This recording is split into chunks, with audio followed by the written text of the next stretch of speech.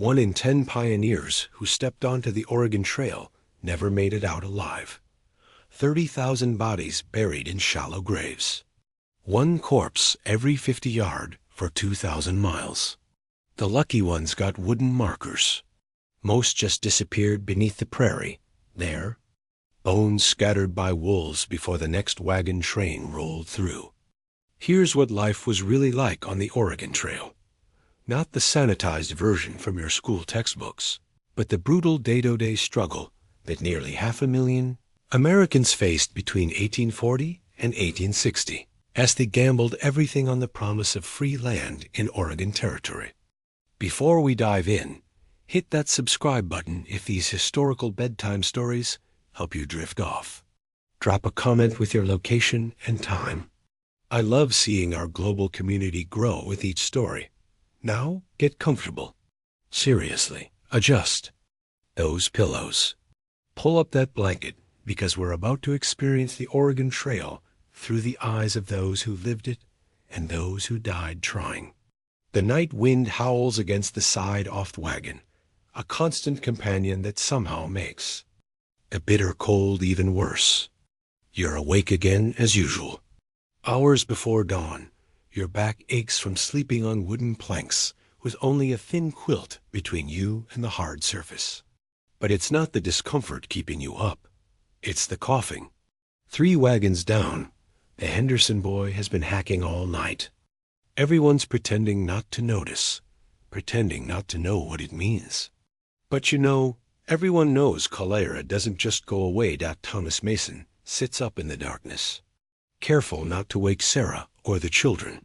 Just 3 months ago, they'd been comfortably settled in their small home in Illinois. A decent farm, neighbors they'd known for years, a community stability. Then came the letters from Sarah's cousin in Oregon Territory. Rich soil, free land, a fresh start. Thomas had resisted at first. We have a good life here, he'd argued. But Sarah had that look in her eyes, the one he couldn't say no to. And deep down he felt it too. That pull westward, that hunger for something more. So they'd sold nearly everything, packed what remained into a wagon, and joined the Great Migration. Now in the pre-dawn chill of a May morning somewhere in eastern Nebraska Territory, Thomas wonders if it was the biggest mistake of his life.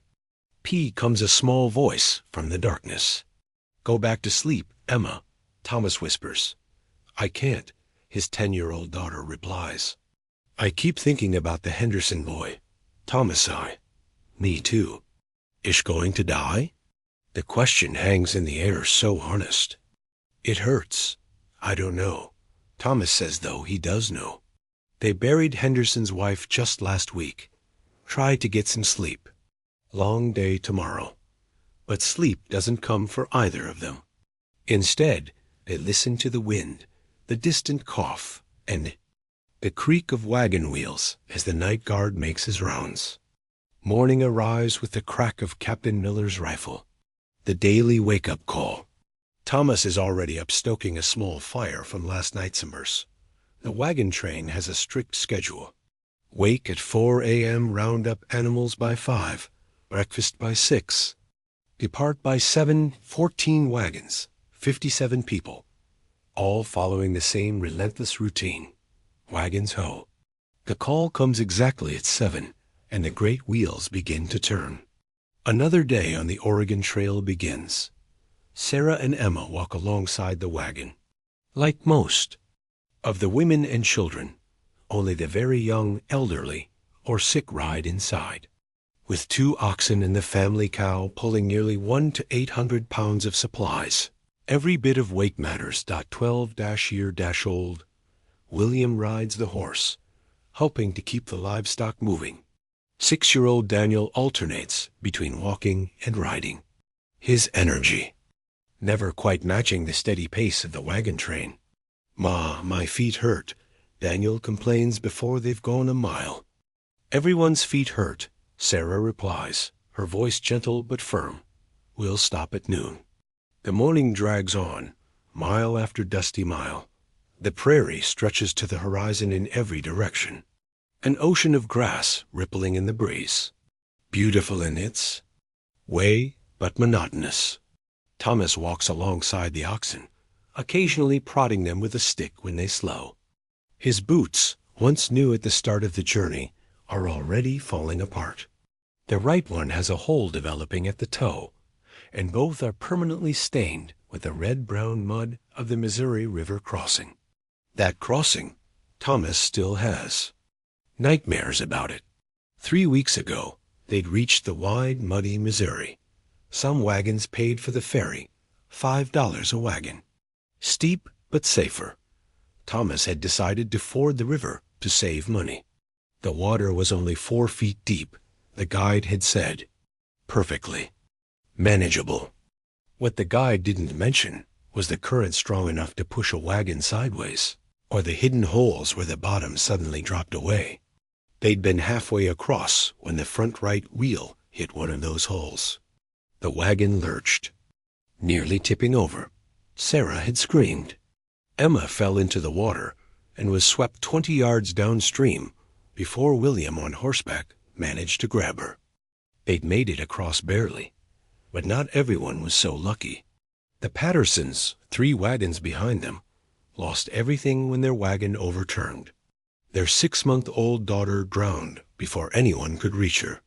Water ahead, the call snaps. Thomas back to the present. A small creek barely 6 feet across appears on the horizon. Nothing like the Missouri, but still calls for caution. Captain Miller rides back along the line of wagons. It's shallow, he announces, but the banks are steep. We'll need to talk them down before crossing. The men grab shovels and axes, working to create a gentle slope on both sides of the creek. It's hot work under the midday sun, and Thomas's shirt is soaked with sweat by the time they finish. One by one, the wagons cross without incident. When it's the mason's turn, Thomas holds his breath, remembering the Missouri. But the crossing is smooth. Just a small bump as the wheels hit the opposite bank, and they're through. See, Sarah says, squeezing his hand. Not all crossings are bad ones. He smiles, but his eyes drift to the Henderson wagon behind them. The boys' coughing fits have grown worse. His father, now a widower, looks hollow-eyed and lost.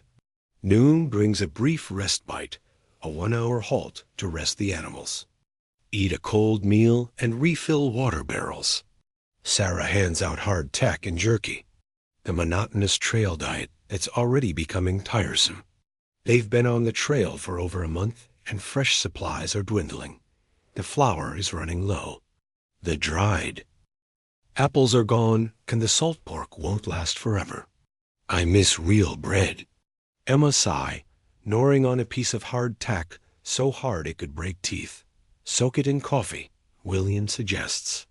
Makes it easier to chew. Wastes good coffee, Thomas mutters. But he's thinking the same thing.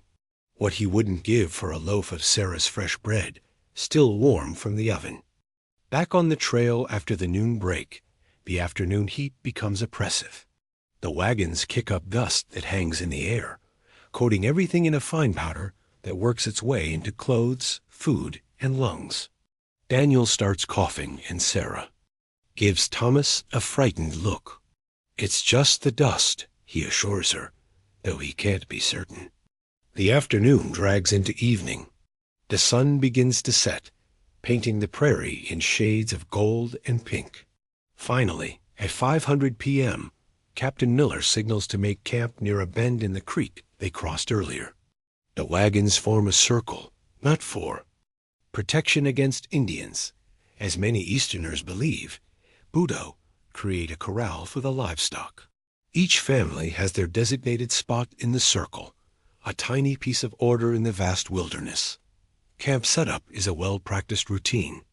Thomas unhitches the oxen while William takes them and the cow to graze. Sarah and Emma set up the cooking fire, and Daniel collects buffalo chips, dried dung that burns well in the absence of wood. It's so gross, Daniel giggles, carrying an armful of the chips. Just don't lick your fingers afterward. Sarah warns. And they a law. A brief moment of normality in their upended lives. Dinner is a stew of salt pork and dried beans cooked in the Dutch oven over the open fire. It's the same meal they had yesterday and the day before, but no one complains. At least it's hot. As they eat, Captain Miller makes his rounds, stopping at each fire to share news and check on the families. There's a trading post 2 days ahead. He tells Thomas, Fort Kearny. We can resupply there. Any word on the Henderson boy? Sarah asks. Quietly, Miller's face darkens. Not good. Doc thinks he won't last the night. Thomas nods, thanking Miller for the information. Once the captain moves on, he turns to Sarah. Keep the children away from that wagon, he says, just to be safe. She nods, understanding the unspoken fear. Cholera spreads quickly in the close quarters of a wagon train. After dinner, there's a brief period of relaxation before nightfall. Some folks gather to sing or tell stories. A fiddle plays somewhere in the circle, its cheerful tune at odds with the somber mood. The Masons stay at their own fire, too tired for socializing. Emma helps Sarah wash the dishes with precious water, while Daniel and William collect the livestock from grazing. Thomas checks the wagon, tightening loose bolts and greasing the axles. Maintenance is constant. A broken wheel or axle in the wilderness could mean death. As darkness falls, the guards for the first watch take their positions. Thomas isn't on. Guard duty tonight, thankful for the chance to rest. The family settles into the wagon for the night, arranging themselves in the cramped space. Sarah and the younger children sleep in the wagon bed, while Thomas and William make do with bedrolls. Underneath, just as they're settling in, a wail cuts through the night. Raw primal grief that makes everyone freeze. It comes from the Henderson wagon. The boy is gone. No one sleeps much after that. Dawn brings a solemn task, burying young Michael Henderson. The wagon train is delayed by 2 hours for the funeral. Precious time lost in the race to cross the mountains before winter. The grave is shallow, dug in the hard prairie soil. There's no wood for a coffin, so the boy is wrapped in a blanket. Reverend Johnson, who doubles as a farmer from Ohio, says, a few words from the Bible. The grieving father stands silent, empty. Thomas holds Sarah's hand tightly as they watch. Emma cries quietly. Daniel hides his face in his mother's skirts. William stands straight, trying to be a man, but his lips tremble. That could have been none of ours, Thomas thinks. The fear that's never far from his mind surfacing again. When it's over, Captain Miller gives the order. Wagons ho. Life and death. On the trail exist side by side with barely a pause between them. The wagon train moves on, leaving behind a small mound of fresh earth and a crude wooden marker that will likely be gone by winter. Just one more grave along the Oregon Trail. The day after the burial is unnaturally quiet. Even the children seem subdued, as if the reality of their journey has finally sunk in. This isn't an adventure from the dime novels William loves to read.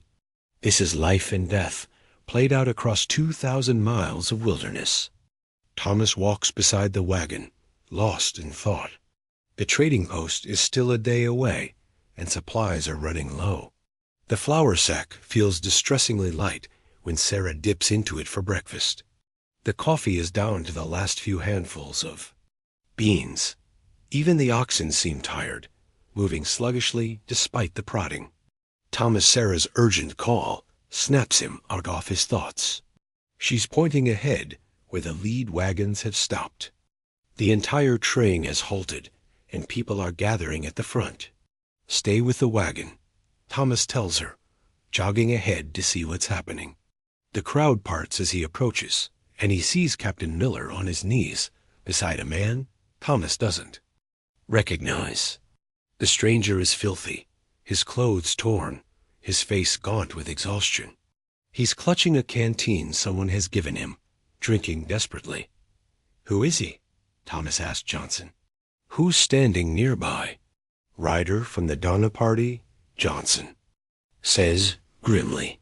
They're a week ahead of us, heading for California. Says they're in trouble. Captain Miller helps the man to his feet. Tell everyone what you told me, he says. The stranger coughs, then speaks. His voice is raspy, as if he hasn't used it in days. Donna party took the Hastings cutoff. It's supposed to save 350 meters to California. He shakes his head. It's a death trap. No water for 40 meters across the salt desert. Wagons breaking down in the mountains. They sent me back to warn anyone following. A murmur runs through the crowd.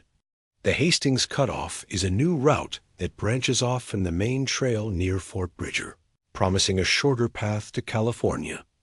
Several families in their train had been considering it. We're bound for Oregon, not California, Captain Miller says. But we thank you for the warning. The cutoff splits from your trail, too, the man insists. Some of you might be tempted. Don't. Stick to the main route. The news casts a shadow over the already somber mood of the train. That night around the campfire, it's all anyone can talk about. Those poor folks, Sarah says quietly, stirring the bean pot, trapped in the mountains with winter coming. Thomas nods, poking at the fire with a stick. Makes our troubles seem small. Will they die, P? Daniel asks, his eyes wide. Thomas hesitates. I don't know, son, but they're tough folks like us. They'll fight hard to survive. The conversation is interrupted by a distant rumble of thunder. Thomas looks up to see dark clouds gathering on the western horizon. A storm is coming. Better secure everything, he tells William. Looks like we're in for some weather. They work quickly, tying down loose items and making sure the wagon cover is securely fastened. Other families do the same. A flurry of activity. Around the circle as everyone prepares for the storm. The first fat drops of rain begin to fall just as they finish. Within minutes, it's a downpour. Lightning cracks across the sky, followed immediately by booming thunder that makes the oxen low nervously. The family huddles inside the wagon, listening to the rain pound on the canvas cover. Water begins to seep in at the corners despite their best efforts. Sarah places buckets to catch the worst leaks, but soon the wagon floor is damp everywhere. At least we're not crossing a river in this, Thomas says, trying to find something positive. No one sleeps well that night. The storm rages for hours, wind, threatening to tear the canvas covers from the wagons. Sometime past midnight, Thomas hears a crash, followed by shouts. Someone's wagon cover has ripped free. By morning, the storm has passed, but it leaves behind a muddy mess. The creek they've been following has swollen to twice its normal size, and the ground is too soft for the wagons to move. Captain Miller makes the call. They'll stay put for a day to let things dry out. It's another delay they can't afford, but there's no choice. Pushing on would mean broken wheels and axles. The day of forced rest is both blessing and curse. It gives everyone a chance to recover from the funeral and the storm, to repair minor damage and reorganize supplies. But it's also a day closer to winter, without being a day closer to Oregon. Thomas uses the time to hunt, bringing back 2 prairie chickens that Sarah roasts over the fire. It's the first fresh meat they've had in weeks, and even with minimal seasoning, it tastes like heaven after so much salt pork and beans. The rest of the day passes in chores, washing clothes in the creek, repacking the wagon, mending tears in the canvas. By evening, the ground has begun to firm up, and Captain Miller announces they'll move out at first light. That night, as the family settles in for sleep, Emma asks the question that's been on everyone's mind since the burial. P, are we going to make it to Oregon? The wagon falls silent. Even Daniel, usually quick to sleep, is awake and listening. Thomas takes a long time to answer. Yes, he says finally. It won't be easy. There will be hard days ahead. Mountains to cross, rivers to ford, weather to endure. But we're strong, and we're together. We'll make it. Sarah reaches for his hand in the darkness, squeezing it tight. He hopes his words reassure the children. He hopes they're true. As the family drifts off to sleep, Thomas remains awake, listening to the night sounds of the prairie. Somewhere in the distance, a wolf howls, a lonely sound that echoes across the vast emptiness. Tomorrow, they'll move on. Another day closer to their destination. Another day of uncertainty. The morning dawns clear and cool. The mud already firming. Under the rising sun. The wagon train stirs to life with the usual routine, but there's a new energy in the air. The trading post is just ahead, a small taste of civilization in the wilderness. As they break camp, Thomas notices the Henderson. Wagon is gone. During the night, the widower had quietly packed his remaining belongings onto his horse and turned back east. No one blames him. Without his wife and son, there's nothing pulling him westward anymore. Wagon's ho comes the call, and the great wheels begin to turn once more. The Oregon Trail stretches before them, endless and unforgiving. But today, at least, there's something to look forward to. Fresh supplies, news from the settlements, maybe even letters from home. The wagon train moves forward, leaving behind another patch of disturbed earth. Another small monumento the cost of the journey. Ahead lies Fort Kearny, the Great Plains, the Rocky Mountains, and eventually, if they're lucky, Oregon Territory. Thomas takes the ree, his blood-stained boots planted firmly on the wagon board. The journey continues. Fort Kearny rises from the prairie like something from another world. After weeks of nothing but grass and sky, the sight of actual buildings, even crude ones made of sod and cottonwood, seems almost miraculous. Thomas feels his spirits lift as the wagon train approaches. The American flag snaps in the breeze above the fort, a reminder that they haven't left civilization entirely behind. Not yet, anyway. Look, children, Sarah says, pointing. We'll sleep in real beds tonight. Emma's eyes widen. Really, Ma? Sarah laughs. The first genuine laugh Thomas has heard from her in days. No, sweet girl. The fort doesn't have enough beds. For all of us, but there will be fresh food and supplies.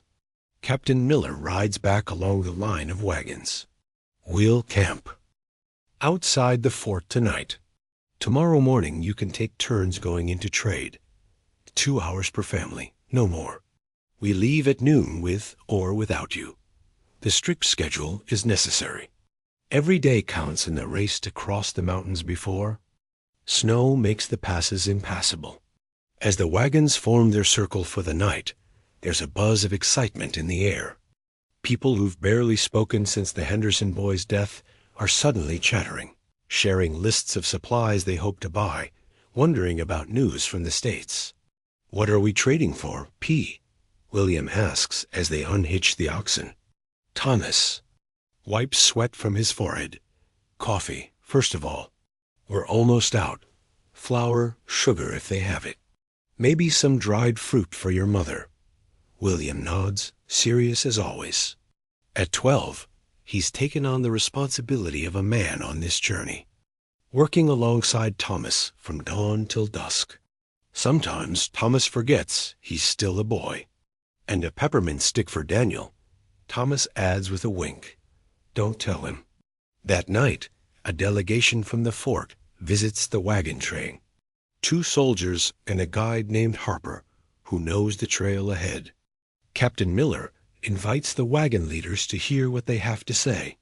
Rivers high at the crossing, Harper tells them, squatting by the fire and accepting a cup of coffee. He's a weathered man with a beard down to his chest and skin tanned like old leather. Snow melt from the mountains.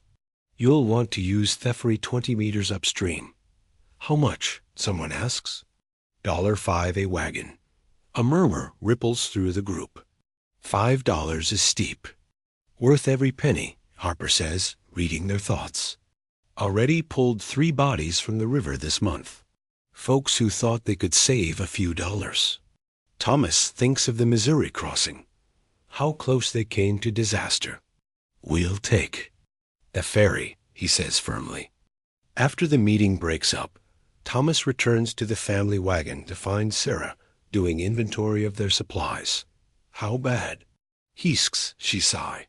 Flour's almost gone. Coffee, too. Salt pork will last another week if we're careful.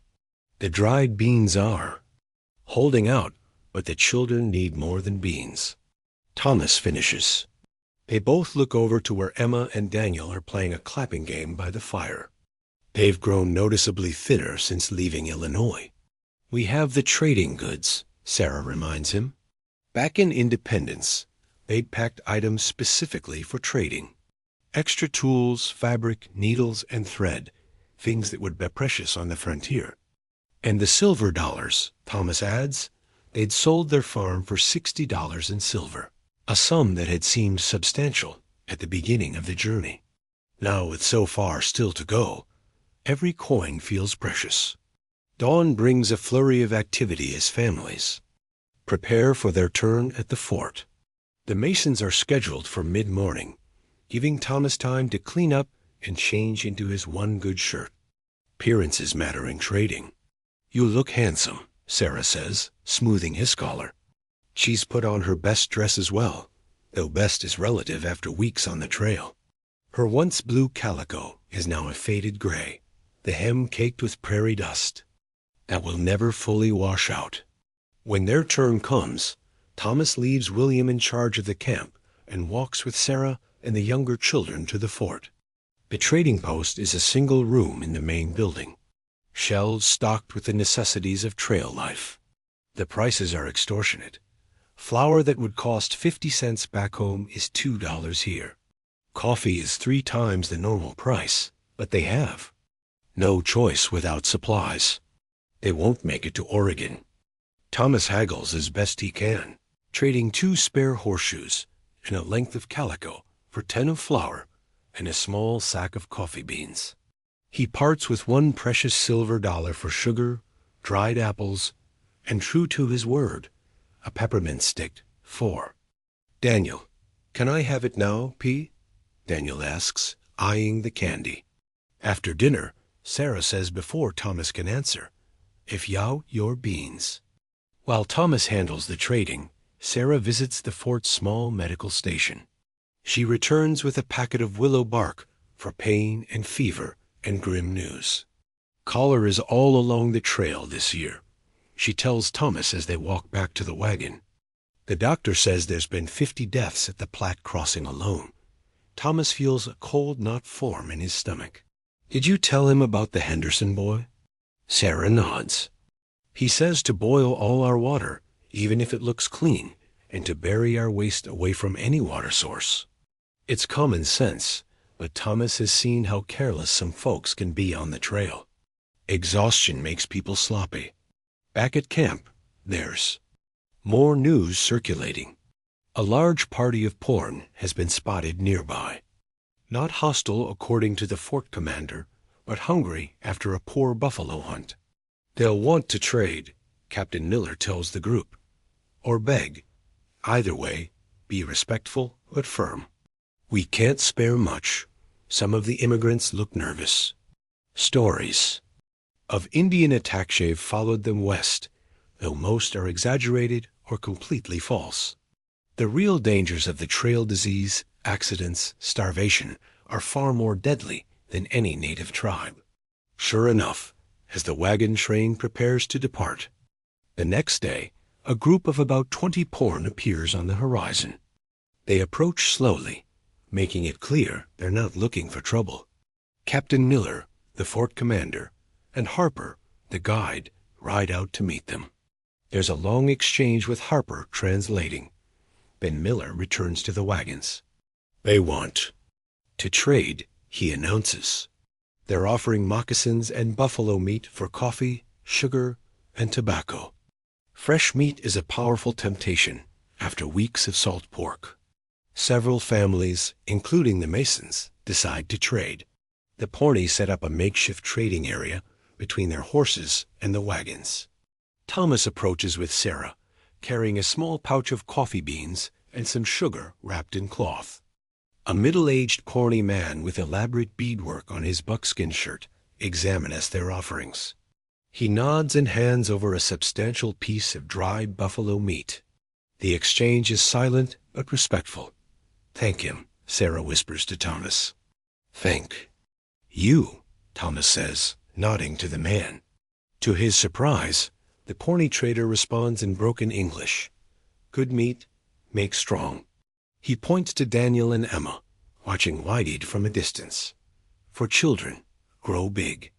Thomas is momentarily taken back, then smiles and nods. "Yes, for the children." As they walk away with their precious meat, Emma tugs at her mother's skirt. "They're not scary at all," she says, sounding disappointed. Sarah laughs. "What did you expect? Screaming savages like in William's dime novels?" "Maybe."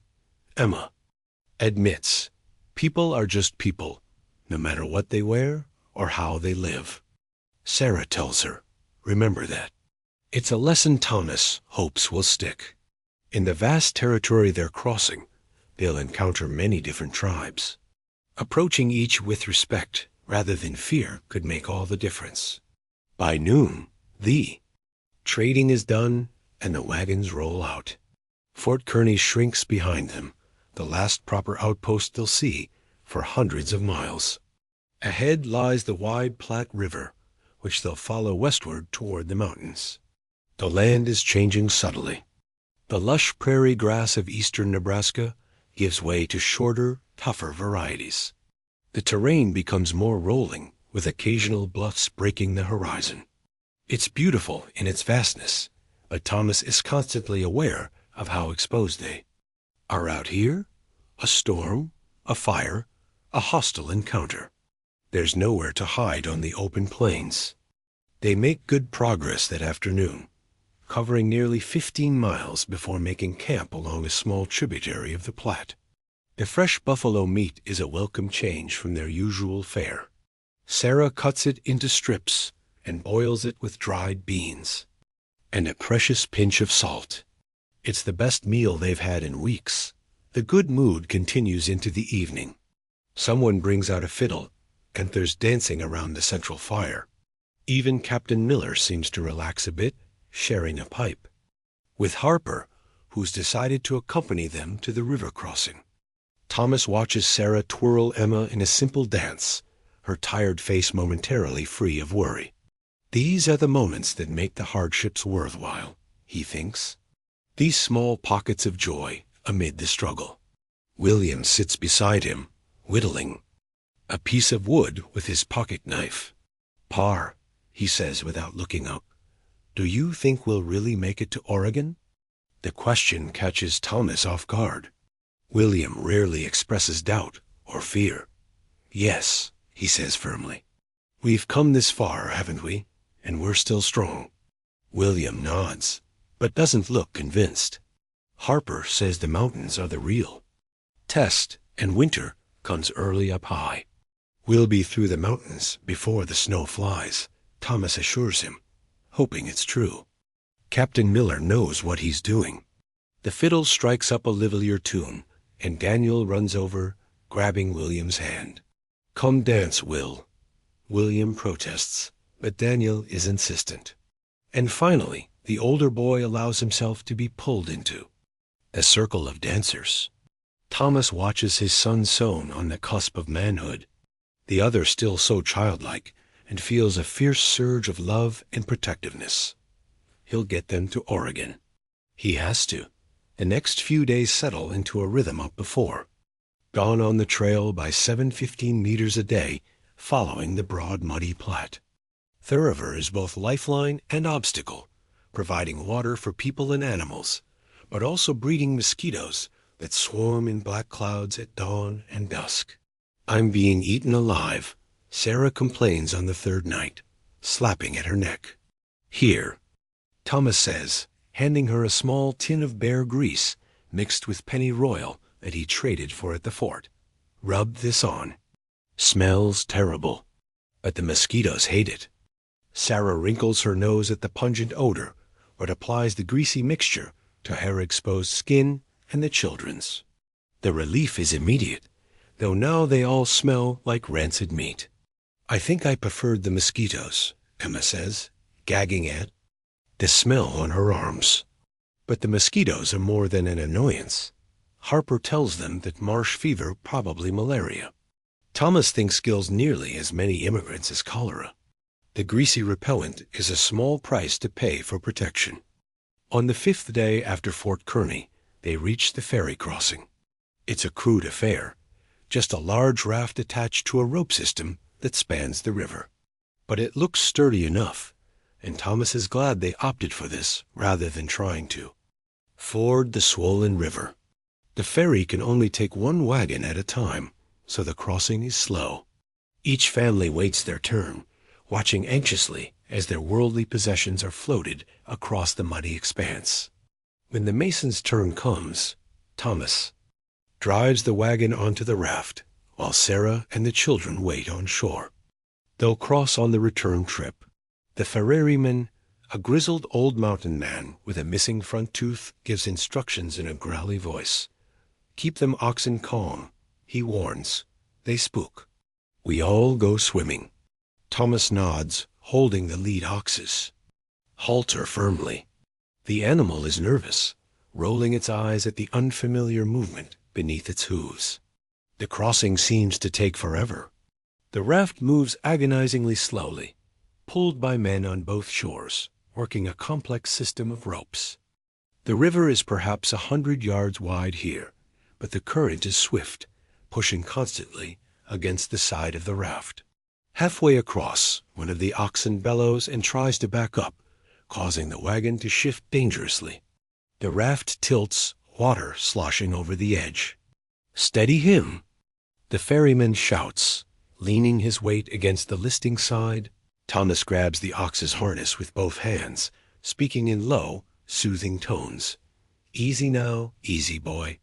Gradually, the animal calms and the raft rights itself. Thomas releases a breath he didn't realize he was holding. A dunking in Theplat would mean the loss of everything they own. The rest of the crossing passes without incident, and soon the wagon is safely on the western shore. Thomas breathes a sigh of relief as he drives it up the bank and parks it on level ground. Now he just has to wait for the raft to return with his family. The wait is excruciating. From this side, he can see how fast the river is moving, how precarious the crossing really is. When Sarah and the children finally step onto the raft, he can barely watch. Emma waves excitedly from Ferrift, treating the dangerous crossing like an adventure. Daniel clings to Sarah's skirts, clearly frightened. William stands straight and still, trying to appear unaffected. Thomas doesn't breathe easily until all 3 children and Sarah are safely on shore beside him. That wasn't so bad, Sarah says. But her pale face and trembling hands tell a different story. By nightfall, the entire wagon train has crossed safely. A minor miracle, according to Harper. Lost a family of 5 at this crossing last month. He tells them around the fire. Raft broke loose, flipped over. None of them could swim. It's a sobering reminder of how quickly disaster can strike on the trail. That night, Thomas lies awake long after the others are asleep, listening to the distant rush of the river and giving silent thanks for their safe passage. The trail changes after the Platte crossing. The land begins to rise almost imperceptibly. A first hint of the mountains, still hundreds of miles ahead. The grass becomes sparser, the soil sere. They're entering the true west now, leaving behind the last vestiges of the familiar eastern landscapes. Game becomes more plentiful as they move into territory less hunted by settlers. Thomas manages to shoot a pronghorn antelope one evening, providing a feast for the entire wagon train. It's his first significant contribution to the group's food supply, and he feels a pride that surprises him. Fine shot, Captain Miller compliments. him as they butcher the animal together. Mostly luck, Thomas admits. It just stood there looking at me. Miller chuckles. Luck counts on the trail? Take it when it comes. It's good advice. Out here, so far from civilization, luck can mean the difference between life and death. A week after the river crossing, they encounter their first buffalo herd. Thousands of massive beasts stretching across the horizon like a dark moving carpet. The sight is awe-inspiring, even to Harper, who claims to have seen it all. Never gets old, he says, shaking his head in wonder. The wagon train stops to watch the spectacle. Several men, including Thomas, grab their rifles, eager for fresh meat, but Miller holds them back. Too dangerous, he says firmly. You spook that herd, they'll run right over us. We'll hunt when we make camp if they're still nearby. No one argues. The sheer power of the massive animals is evident even from a distance. A stampede would crush wagons and people alike. That evening, a small hunting party, including Thomas and William, rides out. They manage to bring down a young buffalo cow, enough of meat to feed the entire train for days. The butchering is a community affair, with men cutting the meat and women, preparing it for smoking and drying. Most of it will be preserved as jerky for the journey ahead. Nothing is wasted. The hide will become moccasins or patches for worn boots, the bones tools or arrow points, the fat rendered for cooking and waterproofing. William watches the process with fascination. It's like a whole store inside one animal, he marvels. That's how the Indians survive out here, Thomas explains. One buffalo can feed a family for months if they use every part. As they work, clouds begin to gather on the western horizon. By the time the meat is hung to smoke, the sky has darkened ominously. Storm coming, Harper announces unnecessarily. Big one, by the look of it. Captain Miller makes the decision to circle the wagons tightly and secure everything that might blow away. There's no shelter on the open prairie. All they can do is hunker down and endure. The storm hits just after nightfall. A howling monstrous wind and rain that threatens to tear the canvas covers from the wagons. Lightning turns night to day in blinding flashes, followed instantly by thunder that shakes the ground. The oxen and horses panic, requiring constant attention to prevent them from breaking free. Inside the Mason wagon, Sarah and the children huddle together, jumping at each crash of thunder. Thomas and William take turns checking the animals and the wagon cover, returning soaked to the skin each time. Will we be blown away? Daniel asks, his voice small with fear. No, sweetheart, Sarah assures him, though her own voice wavers. The wagon's too heavy to blow away. But as the night wears on and the storm intensifies, Thomas isn't so sure. He's seen what prairie storms can tear roofs from buildings, uproot trees, even lift wagons off the ground. This is one of the worst he's experienced. Around midnight, disaster strikes. A lightning bolt hits the Johnsons' wagon directly, setting the canvas cover ablaze despite the pouring rain. The fire spreads quickly to the wooden frame. Thomas and William join the mad rush to help, forming a bucket brigade from the water barrels, but it's too late. The wagon is engulfed, its contents beyond saving.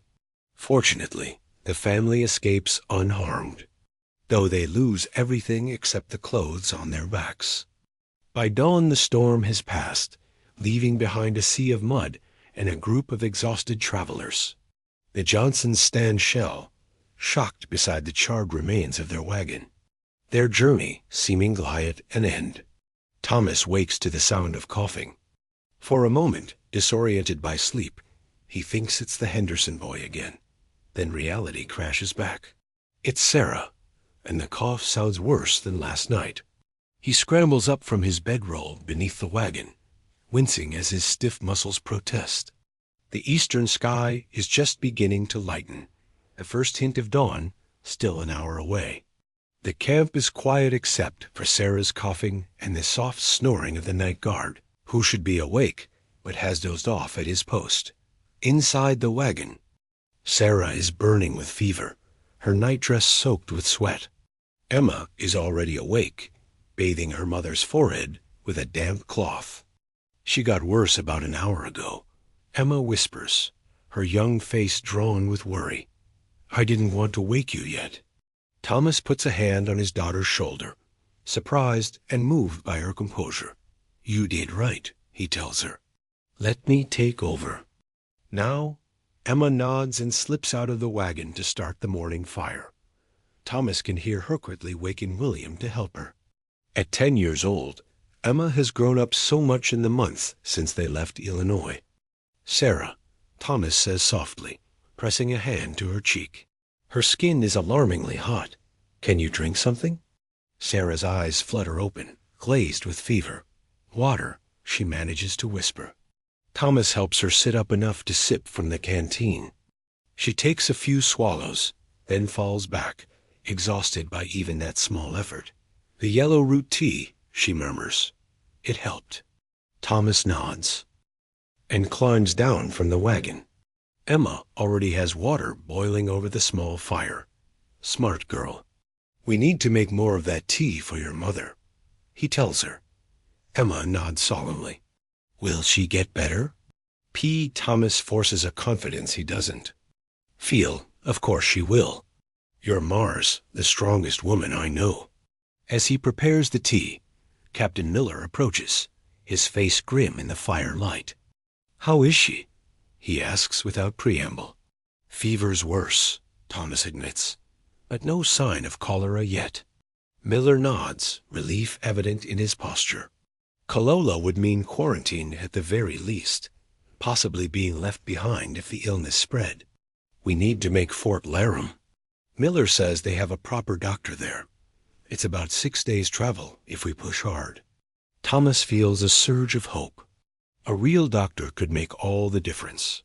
She can travel, Miller asks. She'd have to, Thomas replies. There's no other choice. Staying behind alone would be a death sentence.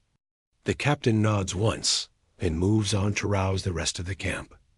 Within the hour, the wagon train is rolling.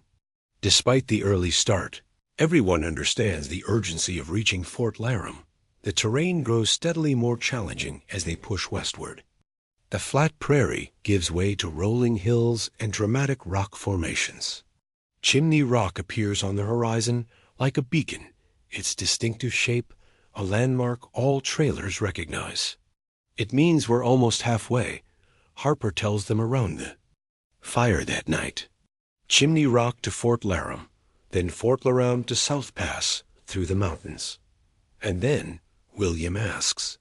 Then the real hard part begins, Harper says with a wry smile.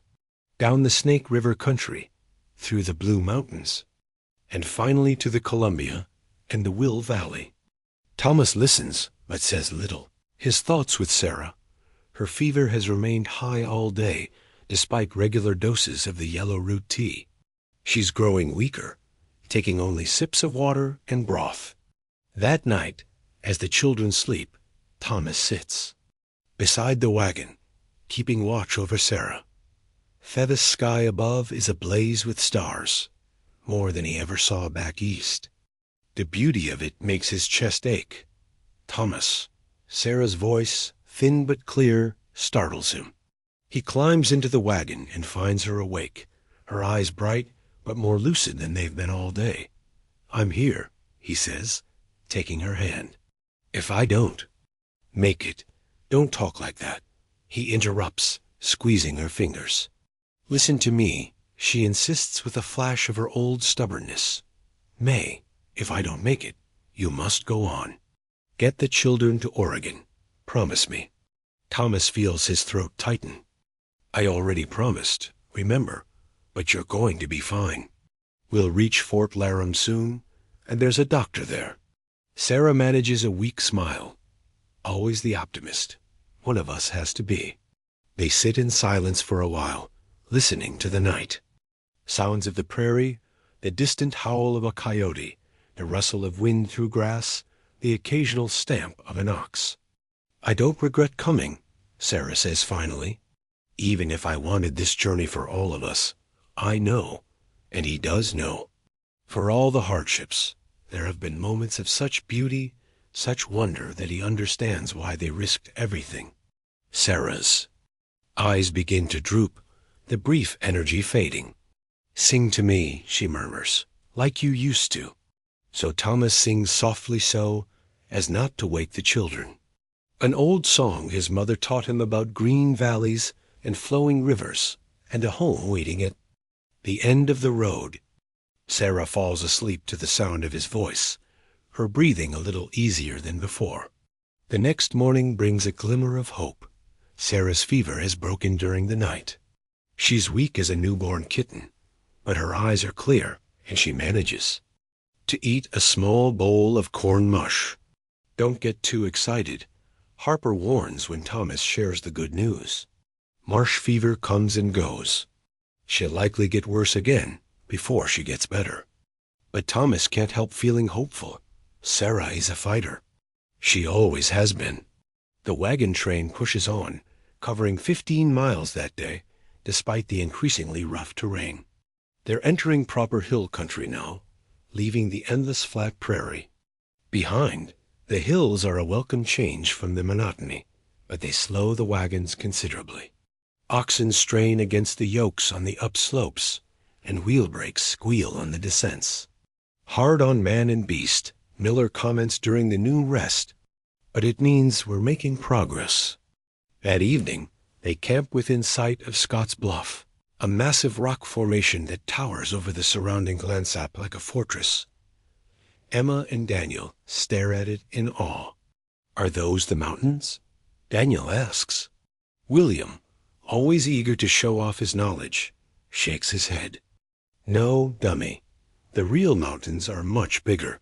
Those are just bluffs. Don't call your brother dummy. Thomas reprimands automatically, though his mind is mostly on Sarah. Harper's warning proved accurate. Her fever has returned, though not as high as before. That night brings a new problem, as Thomas checks on the oxen before turning in. He notices one limping badly. Hoof split, Harper confirms after examining the animal. Been coming on for a while, I'd guess. Can it be fixed? Thomas asks, already knowing the answer. Harper shakes his head. Not out here. Beast will go lame for sure. Might even die if infection sets in. So, what do we do? Butcher it? Harper says, bluntly before it gets too sick to eat. One ox can pull your wagon if you lighten the load enough. The thought of killing one of their precious oxen, of lightening their already minimal belongings, makes Thomas's stomach twist, but again, there's no real choice. I'll tell Miller, he says heavily. The next morning, before dawn, they slaughter the ox. It's a grim business, but nothing is wasted. The meat is cut into strips for drying, the hide carefully preserved, the bones and hooves saved for tools, and glue. Even the blood is collected for blood pudding. Never thought I'd be grateful for an ox going lame, Sarah says weakly from the wagon, watching the butchering. But we needed the fresh meat. It's true. They've been subsisting on beans, horn mush, and the occasional small game Thomas manages to shoot. The rich organ meat, liver, heart, kidneys will give them strength for the days ahead. But losing, no. Ox means redistributing the load. They spend hours going through their possessions, deciding what to keep and what to abandon. Sarah's rocking chair, carried all the way from Illinois, is the first to go. We can make another when we reach Oregon, she says, though Thomas sees the pain in her eyes, as the chair is given to the Johnson family, who lost everything in the lightning strike. Next goes Thomas's toolbox, reduced to just a hammer saw and a few essential tools. Books, extra clothing, Emma's rag doll, William's collection of interesting rocks. All are set aside, either given away or simply left behind. By the time they're done, the wagon is noticeably lighter, but Thomas feels hollowed out. These simple possessions were all they had left of their old life. It's just stuff, Sarah reminds him, seeing his expression. We have what matters. She's right, of course. Their children are healthy. Sarah is improving. And they still have enough supplies to reach Oregon if they're careful. Many families on the trail have lost far more. With the lighter wagon, they make good time the next day despite having only one ox. The second ox, paired with their milk cow, proves a surprisingly effective team. By nightfall, they can see Fort Laram in the distance, a welcome sight. After the long, hard journey across the plains, they reach the fort the following afternoon. Unlike Fort Kearny, Laram is a substantial installation with proper buildings, a trading post, and most importantly, a doctor. Thomas doesn't wait for Miller's permission. The moment they stop, he's carrying Sarah to the doctor's quarters. Doctor Matthews is a young Army surgeon with tired eyes and capable hands. He examines Sarah thoroughly, listening to her breathing and checking her pulse. Intermittent fever, he confirms finally. Not cholera, thank God. Probably from mosquito bites along the Platte. The relief that floods through Thomas makes his knees weak. Not cholera, not the death sentence they've been dreading. Can you help her? He asks. The doctor nods. I have quinine. It's the only reliable treatment for marsh fever. Expensive, though. How much? Thomas asks, mentally counting the remaining silver dollars in their dwindling funds. Or $5 for enough to treat her completely. It's a fortune, nearly a tenth of all they have left. But there's no question of refusing. We'll pay, Thomas says firmly. The doctor prepares the medicine, a bitter white powder dissolved in water. She'll need to take this twice daily for at least a week, he instructs. It may make her sick to her stomach at first, but she must keep taking it. Thomas nods, memorizing the instructions. This precious medicine could save Sarah's life. Back at the wagon, he finds Captain Miller talking with a group of men he doesn't recognize. They look trail-worn, but not destitute. Experienced travelers, rather than desperate greenhorns. Thomas Miller calls him over. These men came through South Pass 2 weeks ago. They say the snow is already starting in the higher elevations. A cold not forms in Thomas's stomach. Snow in the mountains already. It's only early September. Early winter this year, one of the men says grimly. You folks need to push hard if you want to get through before the pass is close. Miller looks grim. We'll rest here 2 days, no more. Everyone who's continuing needs to be ready to move out at dawn on the 3rd day. Continuing? Thomas asks, catching the implication. Miller's sigh. Some families are stopping here for the winter. The Johnsons, the Wilsons, a few others.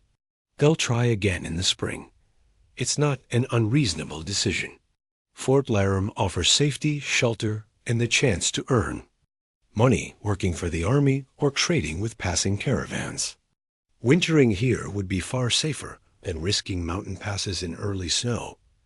What do you think we should do? Thomas asks Sarah fate-fating after giving her the first dose of quinine.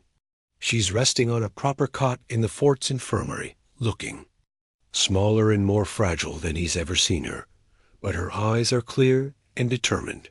We go on, she says without hesitation. We've come too far to stop now. Thomas isn't surprised. Sarah has been the driving force behind this journey from the beginning. You're still weak, he reminds her. The mountains are the hardest part of the trail.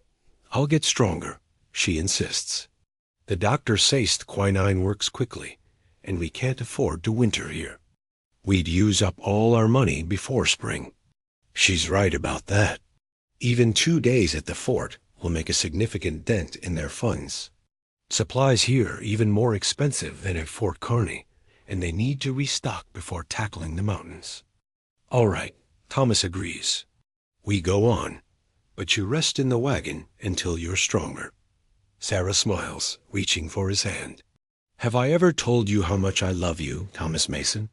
Not nearly often enough, he teases, feeling a weight lift from his. Chest. She's still weak, still sick, but she sounds like herself again. It's the best medicine he could ask for. The 2 days at Fort Laram pass quickly. Thomas trades their remaining goods for supplies: flour, coffee, sugar, salt, and ammunition. He splurges on a small bag of dried apples for Sarah and the children. A rare treat. William helps the fort blacksmith and earns $2 precious, which go toward a new axe head to replace the one that broke crossing the Platte. Emma and Daniel explore the fort, wide-eyed at the soldiers in uniform, the Native Americans who come to trade, and the bustling activity of the trading post. It's the closest thing to civilization they've seen since independence, and they soak it in like thirsty plants. Sarah grows stronger with each dose of quinine, though the medicine does indeed make her violently ill at first. By the second day, she's able to sit up and even walk short distances with Thomas' help. The doctor says I should be almost fully recovered in another week. She tells him, her voice stronger than it's been in days. Just in time for the mountains, Thomas says, trying to sound cheerful despite his worry. On the morning, they're set to leave. Miller takes a final count. Of the 14 wagons that left Fort Kearny, only 9 will continue beyond Fort Laram. The others have either turned back or decided to winter at the fort. Smaller group means we can move faster, Miller says, though Thomas hears the concern behind his words. Fewer wagons means fewer men for hunting, guarding, and helping with river crossings and steep grades. Harper, to everyone's surprise, decides to continue with them rather than wait for the next eastbound group as he'd originally planned. Got a feeling about this bunch, he tells Thomas with a shrug. Besides, you'll need someone who knows the mountain trails if the snow comes early. Thomas is more grateful than he can express. Harper's knowledge of the trail has already saved them more than once. As they pull out from Fort Laram, Thomas can't help looking back at the solid walls and buildings. For a brief moment, he's tempted to change his mind to join those staying behind for the winter. But then he glances at Sarah, sitting up in the wagon and looking westward with determination in her eyes, and he knows they've made the right choice. The landscape changes dramatically as they move beyond Fort Laram.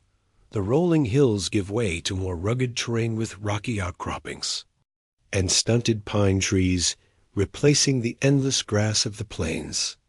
The air grows cooler and drier, especially at night when the temperature now regularly drops below freezing.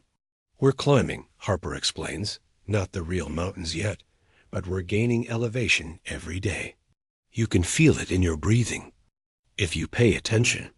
Thomas does notice that he tires more easily, that sometimes he finds himself short of breath after activities that wouldn't have winded him back on the plains. The children seem unaffected, but Sarah struggles, her body still recovering from the fever. Game becomes more plentiful as they enter new hunting grounds. Thomas brings down a mule deer one evening, providing fresh meat for several days. William shoots a sage grouse with the small rifle Thomas has finally allowed him to carry, beaming with pride at his contribution. Nice shot, Thomas tells him, genuinely impressed. Your mother will make a fine stew with that. Even Sarah is able to help again, though she tires quickly. She sits by the fire, directing Emma in cooking and mending, gradually taking on more tasks as her strength returns. The wagon train falls into a new rhythm up at dawn on the trail by first light to make the most of the shortening days. They stop earlier in the evening now, needing time to collect enough firewood for the cold nights. The work is harder, the days longer, but they're making steady progress towards South Pass, the gateway through the mountains. One evening, about a week after leaving Fort Laram, they make camp near a small stream lined with cottonwood trees. It's the most attractive campsite they've had in days, with plenty of grass for the animals and shelter from the constant wind. As they settle in for the night, Thomas notices a change in the air, a heaviness, a dampness that wasn't there before. Storm coming, Harper confirms when Thomas mentions it. Weather changes fast in the foothills. Could be rain, could be snow. Snow, Thomas echoes, alarmed. This early? Harper shrugs. Happens sometimes. Probably just a dusting if it comes. But we should be prepared. They work quickly to secure the wagons, collecting extra firewood and making. Sure the animals are tethered, where they'll have some shelter from the trees. By the time they finish, clouds have obscured the stars, and the air feels decidedly colder. Thomas checks on Sarah one last time before turning in.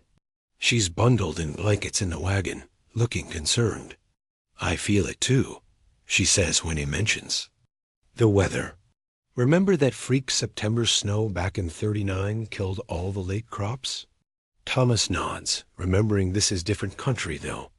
Harper says snow is normal here, even this early. Will it slow us down? Probably, but we'll manage. He tries to sound confident, though the prospect of snow in the mountains fills him with dread. They're racing against winter, and winter might be winning. He kisses her good night and settles into his bedroll beneath the wagon. Sleep comes slowly, his mind filled with worry about the days ahead. Sometime in the night, he wakes to an unnatural silence.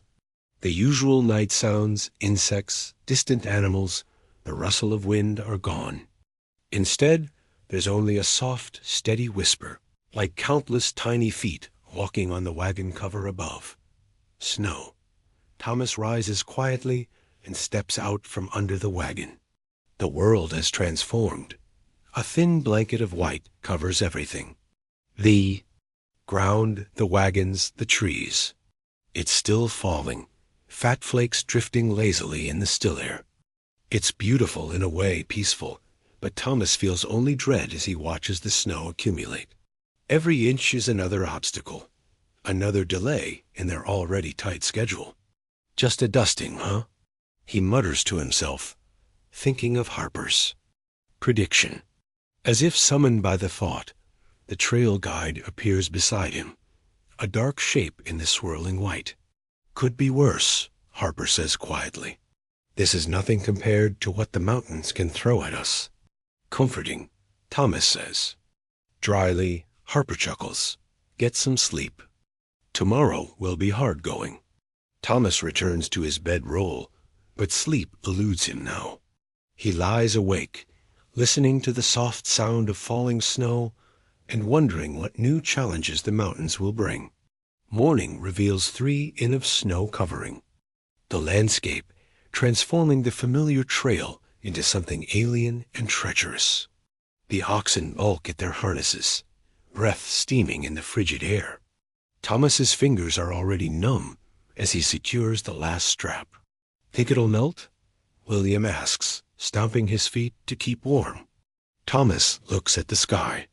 The clouds have thinned, allowing weak sunlight to filter through, some of it, but we're still going to have a rough day. Rough doesn't begin to describe. The snow turns the trail slick and muddy as the day warms. Wagon wheels sink into the muck, requiring extra oxen hitched to the front to pull them free. What should have been a 15 day stretches into an exhausting slog that covers barely 7 miles. By evening, everyone is mud-splattered and bone. Tired, Sarah, still weak from her illness, looks ready to collapse when Thomas helps her down from the wagon. I'm fine, she insists, but her pale face and trembling hands betray her. Captain Miller calls the wagon leaders together after supper. His expression is grim in the firelight. At this pace, we won't reach South Pass for another 2 weeks, he says bluntly. The snow up high will be getting deeper every day. We need to make a decision. What kind of decision? Thomas asks, though he already knows, whether to push on or turn. Back to Fort Laram while we still can. The words land like stones in still water. Turn back. After coming so far, the thought is almost unbearable. What do you think, Harper? Miller asks the guide. Harper pokes at the fire with a stick, considering passes still open now, according to those trappers we met yesterday. But it's a gamble. Early winter like this, there's no telling when the real snow will hit. Could be a month from now. Could be tomorrow. And if it hits while we're crossing, someone asks. Harper doesn't sugarcoat it. Then we're in real trouble. Wagons can't move through deep snow. Animals die. People die. A heavy silence falls over the group. Thomas thinks of the Donna, party trapped in the Sierra Nevada mountains the previous winter. The stories that had filtered back east were horrifying. We've come too far to turn back, Thomas says finally. My vote is to continue. Several others nod in agreement, but a few look uncertain. Let's sleep on it, Miller decides. Each family should discuss it tonight. We'll make the final decision in the morning. Back at their wagon, Thomas tells Sarah about the meeting. She listens without interrupting, her face thoughtful in the firelight. The children could stay at Fort Laramie, she says. When he finishes, we could send them back with the families who are turning around. They'd be safe for the winter. Thomas stares at her, shocked. Send them back without us? If it's too dangerous to continue, we'll stay together, he says firmly. Whatever happens, we face it as a family. Sarah looks like she wants to argue, but instead, she just nods. Then we go on. But Thomas, we need to prepare for the worst. If we get caught in the mountains, she doesn't finish the thought. She doesn't need to. They both know what's at stake. That night, Thomas can't sleep. He lies awake, listening to the breathing of his family and weighing impossible choices. Turn back and give up on the dream that's carried them this far. Continue. And risk everything, perhaps even their lives. By morning, he's no closer to an answer. The wagon train gathers in the gray dawn light, faces solemn as Miller calls for a decision. In the end, 3 more families opt to turn back to Fort Laramie. The Masons and 5 other wagons will continue towards South Pass and beyond. Their already small train has dwindled to half its original size. The parting is emotional. These people have traveled together for months, sharing hardships and rare joys. They've helped birth babies, buried the dead, supported each other through illness and accident. Now they're splitting up, perhaps never to meet again. Mrs. Wilson, heading back to Fort Laramie, embraces Sarah with tears in her eyes. Take care of yourself, she says. Write to us when you reach Oregon. We will, Sarah promises, though they both know how uncertain such promises are on the frontier. The journey resumes with a new urgency. They travel longer hours, pushing themselves and their animals to the limit. The landscape grows more dramatic with each passing day, towering cliffs, deep ravines, meadows that stretch to distant snow-capped peaks. In another context, it would be breathtakingly beautiful. Now it's just another obstacle to overcome. A week after the split, they reach South Pass. It's not what Thomas expected. No narrow gorge between towering peaks, but rather a broad, gently sloping valley that cuts through the mountains. It's deceptively easy terrain, but the elevation makes breathing difficult, especially for Sarah, who still hasn't fully recovered her strength. This is the Continental Divide, Harper explains as they make camp that night. Rain falling on this side goes to the Atlantic. On the other side, it flows to the Pacific. It's a milestone worth celebrating, but the mood is subdued. They've made it through the pass, but the hardest part of the journey still lies ahead. The descent into the Snake River Basin, then through the Blue Mountains, and finally down the Columbiado de Willamette Valley. How much farther? Emma asks that night, tracing the route on a crude map Harper has drawn in the dirt. About 700 miles, Harper tells her. Her face falls. That's still so far, but it's all downhill from here, he says with a wink. Well, mostly. The next morning brings clear skies and a surprise. A group of mounted Shoshone waiting at the trail junction. There are 8 of them, men and women, wrapped in warm buffalo robes against the morning chill.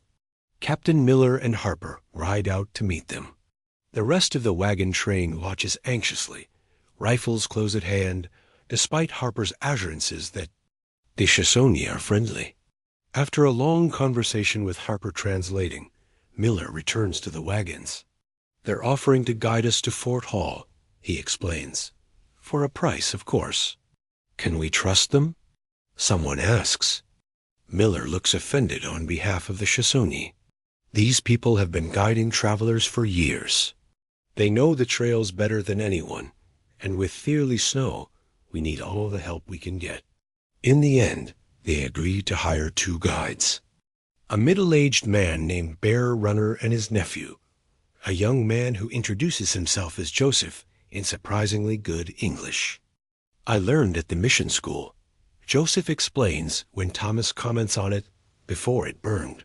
The Shoshone guides prove their worth immediately, showing the wagon train a shortcut that saves them nearly 2 days' travel.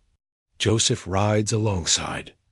The Mason wagon, frequently curious about their journey and eager to practice his English. Why Oregon? He asks Thomas. So far, so dangerous land, Thomas answers simply.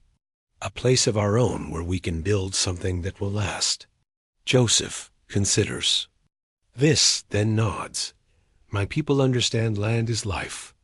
But there's a sadness in his eyes that makes Thomas wonder how much longer the Shoshone will hold their own lands.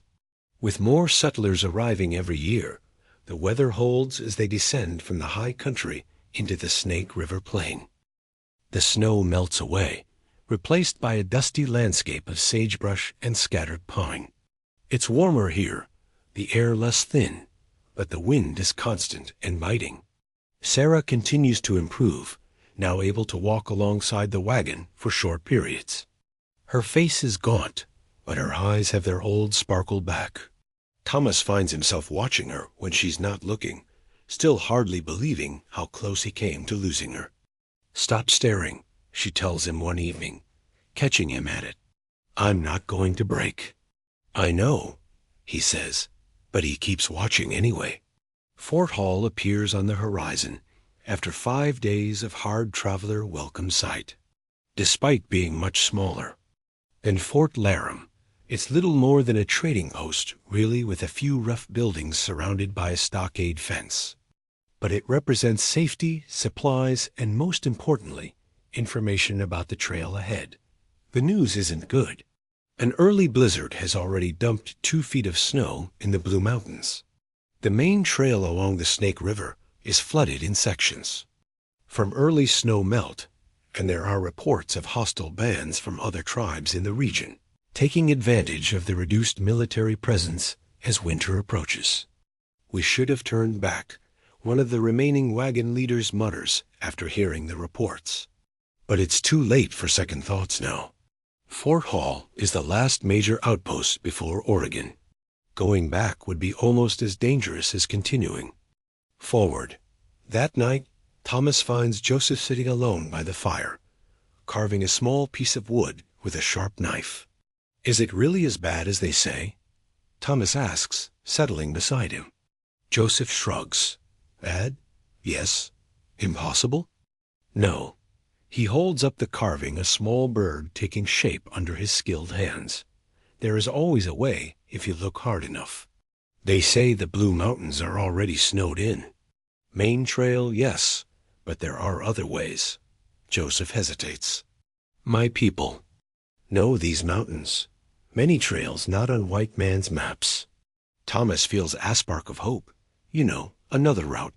Or maybe, Joseph him thoughtfully, why should I help? More white people coming means less land for Shoshone. It's a fair question. One Thomas has asked himself more than once. I can't speak for all white settlers, he says finally. But my family just wants a small piece of land to farm. We don't want to take more than we need. Joseph's expression suggests he's heard such promises before. $5, he says. I show you safe path through mountains. 3. Thomas counters automatically, then feels ashamed for haggling over what could be his family's survival. But Joseph just grins. 4, he says, and coffee. Deal. Thomas extends his hand and they shake on it. He doesn't tell the others about the arrangement yet. There's no guarantee Captain Miller will agree to follow an unmarked trail on the word of a young Shoshone, no matter how dire the alternatives. The next morning brings a new crisis. One of the remaining wagons, the Caldwells, tips over while crossing a small stream, spilling most of their supplies into the water. No one is injured, but the flour, sugar, and other staples are ruined. Without them, the family has no chance of completing the journey.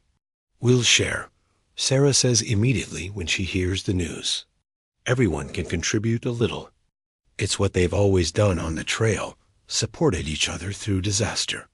But this time, with winter closing in and supplies already stretched thin, the others hesitate.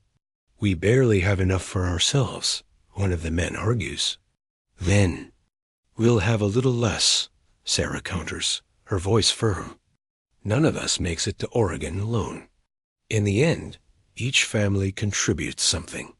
A cup of flour here, a handful of coffee beans there, dried meat, salt, whatever they can spare. It's not enough to fully replace what was lost, but it will keep the Caldwells from starving before they reach the Willett Valley.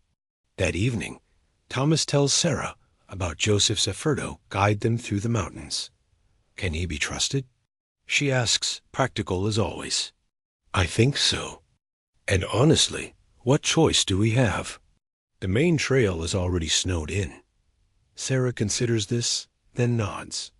Talk to Miller. If he agrees, we'll follow Joseph. Captain Miller is skeptical at first. An unmarked trail through mountains already getting snow. It's risky. Thomas riskier than trying the main trail and getting stranded. Miller can't argue with that logic. After a long discussion with Harper, who vouches for Joseph's knowledge of the terrain, he agrees to the plan. But he adds, we'll need to leave some things behind. Lighten the wagons as much as possible for mountain travel. We already left half our belongings at Fort Laram, Thomas protests. And we'll leave half of what's left here, Miller says firmly. Anything that's not essential for survival, we can come back for it in the spring if we make it through. It's another painful culling of their possessions. Their rocking chair is long gone. But now they must leave behind Sarah's mother's china, Thomas's books, the children's toys, anything with sentimental rather than survival value. It doesn't matter, Sarah says as they sort through their things. All that matters is getting to Oregon alive. Thomas nods, but his heart aches as he watches their lives reduced to the bare essentials yet again. What will be left of them by the time they reach the Willett Valley? They depart Fort Hall the following morning, their wagons noticeably lighter, but their spirits heavy with the knowledge of what lies ahead. Joseph leads them northwest away from the main trail, following what appears to be a game path through increasingly rugged country. This doesn't look like a trail at all, William observes, riding beside Thomas on the wagon seat. It's not. To our eyes, Thomas replies. But Joseph says his people have used it for generations. The path takes them through a narrow valley, then up a series of switchbacks, to a ridge overlooking the Snake River. The view is spectacular, the great river winding through a vast plain, mountains rising in the distance, but Thomas has little attention to spare for the scenery. The trail here is barely wide enough for the wagons with a sheer drop on one side. Keep the oxen tight to the inside, he calls to William, who is leading their team. One wrong step, and we're over the edge. They make it safely across the ridge, but the day's journey has taken its toll. Everyone is tense, exhausted from the constant vigilance required on such difficult terrain. When they finally make camp for the night, no one has energy for more than the basic chores. How much longer on this trail? Thomas asks Joseph as they eat a simple supper of cornmeal mush and dried meat. 3 days to reach easier ground, Joseph replies. If weather holds. Thomas glances at the sky. It's clear now. Stars blazing overhead, but clouds are gathering on the northern horizon. And if it doesn't hold, Joseph follows his gaze and frowns. Then we have trouble. The storm hits the next day around noon. Not snow this time, but a driving rain that turns the narrow trail to mud within minutes. The wagons slip and slide, threatening to go over the edge at every turn. They're forced to stop, huddling under makeshift shelters as the deluge continues. "We can't stay here," Miller says. After 2 hours of waiting, the trail will only get worse. We need to reach lower ground before dark. It's a dangerous gamble, but he's right. Up here, exposed on the mountainside, they're vulnerable not just to the weather, but to rock slides, which Joseph warns are common in heavy rain. So they press on, men walking beside each wagon to keep it from sliding off the trail. Everyone soaked to the skin and shivering. Progress is agonizingly slow. By sunset, they've covered barely 3 miles. There's a cave ahead, Joseph announces, riding back from his scouting position. Big enough for people, not wagons. We shelter there tonight. The cave is actually a deep overhang in the cliff face, but it's dry and relatively warm once they build a fire near the entrance. The wagons remain outside, covered as best they can be. The oxen huddled miserably under trees nearby. Inside, families spread out their wet bedding to dry, everyone crowding close to the fire. It's cramped and uncomfortable, but better than being exposed to the continuing storm. "Tell us a story, Ma," Daniel begs as they settle in for the night. A happy one.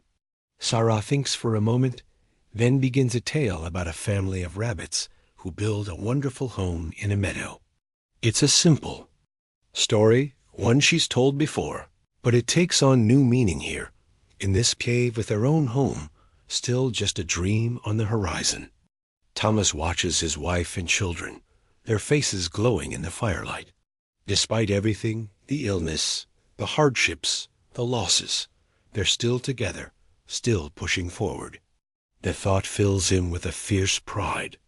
The rain continues through the night, but stops before dawn. They emerge from the cave to find the world transformed yet again. The storm has washed away much of the trail, leaving sections that will need to be rebuilt before the wagons can pass. "It'll take most of the day," Miller says after assessing the damage. "And we still have to cross that." He points to a stream that has swollen to a rushing torrent overnight, cutting across their path about half a mile ahead. More delays, more obstacles. Thomas feels a familiar weight of worry settling on his shoulders. Every day spent here is another day for snow, too. Build in the Blue Mountains. Another day's supplies consumed, another day closer to winter. But there's nothing to do but face each challenge as it comes. So they set to work repairing the trail, cutting branches to reinforce muddy sections, building crude bridges over the worst washouts. By mid-afternoon, they've made enough progress to start moving the wagons again. The stream crossing proves even more difficult than expected. The water is knee-deep and fast-moving with a treacherous rocky bottom. They double, team the oxen for each wagon, with men waiting alongside to keep them on course. The mason's wagon is the third to cross. Thomas and William are in the stream guiding the oxen when William loses his footing on a slippery rock. The current sweeps him off his feet immediately. William Thomas lunges for his son, but the boy is already being carried downstream, his head barely above water. Without thinking, Thomas plunges after him, fighting against the current. He can hear Sarah screaming from the bank, can see the terror on William's face as he struggles to stay afloat. 20 yards downstream, William manages to grab onto a fallen tree that spans part of the stream.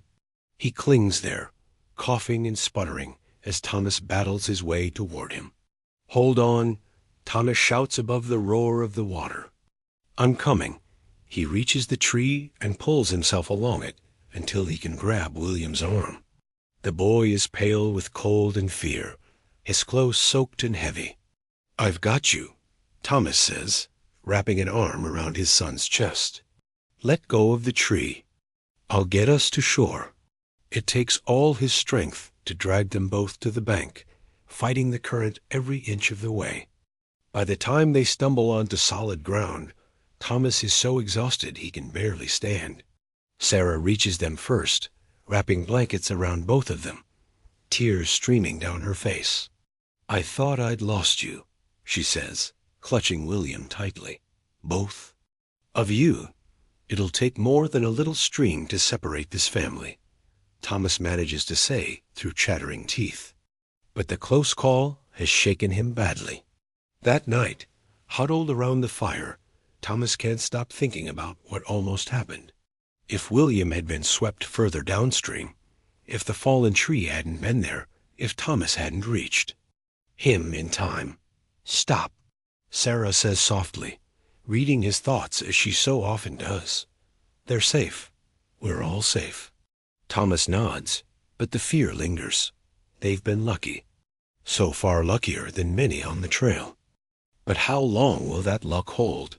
Joseph comes to sit beside them, his expression serious.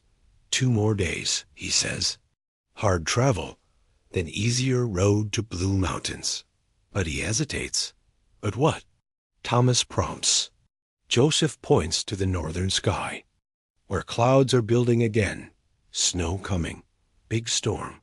Thomas feels a chill that has nothing to do with his still damp clothes. How soon? 2 days, maybe 3. So it's a race now. Their small wagon train against the approaching storm. If they can reach the valley before it hits, they have a chance. If not, Thomas meets Sarah's eyes across the fire and sees his own determination reflected there. They've come too far to turn back. Whatever happens, they'll face it together. The trail ahead seems to stretch endlessly into the gathering darkness, leading them toward whatever fate awaits in the mountains beyond. The storm is coming. Thomas can feel it in his bones, in the ache of old injuries, and the strange stillness of the air. The animals sense it. Toothed oxen are restless. The milk cow refuses to stray far from the wagon. Even the birds have gone quiet as if holding their breath. How far to the valley? Thomas asks Joseph as they break camp before dawn. Stars still sharp in the clear sky. Or 1 day, maybe 2. Joseph squints at the northern horizon where clouds are building like a distant mountain range. Not enough time.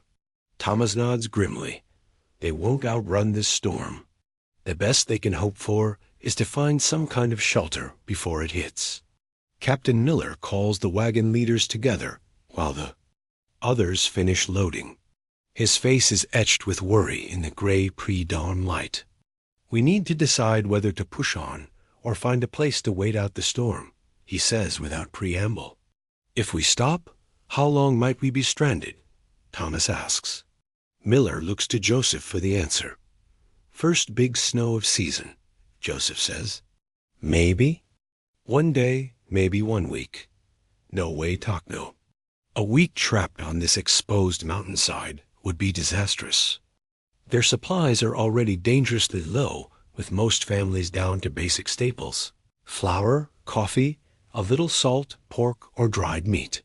The cold alone would be a serious threat, especially to the young and the elderly. "I say we push on," Thomas says. "Try to reach lower ground at least." The others nod in agreement. No one wants to be caught here when the storm hits.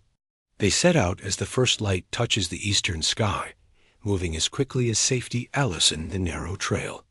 Joseph rides ahead, scouting the path. The wagons follow in single file, each keeping the one ahead in sight. Sarah walks alongside Thomas at the wagon, her strength almost fully returned now.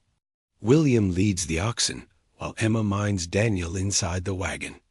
"We'll make it," Sarah says quietly, reading Thomas's worried expression. "We always do."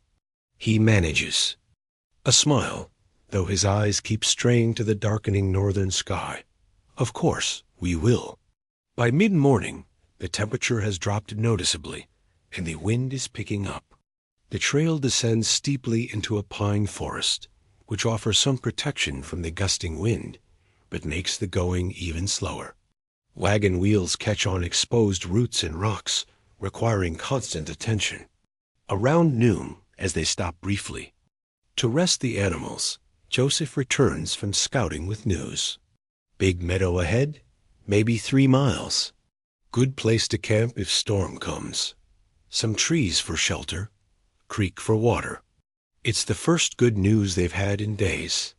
With a clear destination, they push on with renewed energy, eager to reach the relative safety of the meadow before the storm hits. They're less than a mile from their goal when the first snowflakes begin to fall. Big lazy flakes that seem almost benign. But Thomas knows better. This is just the vanguard of the storm. The worst is yet to come.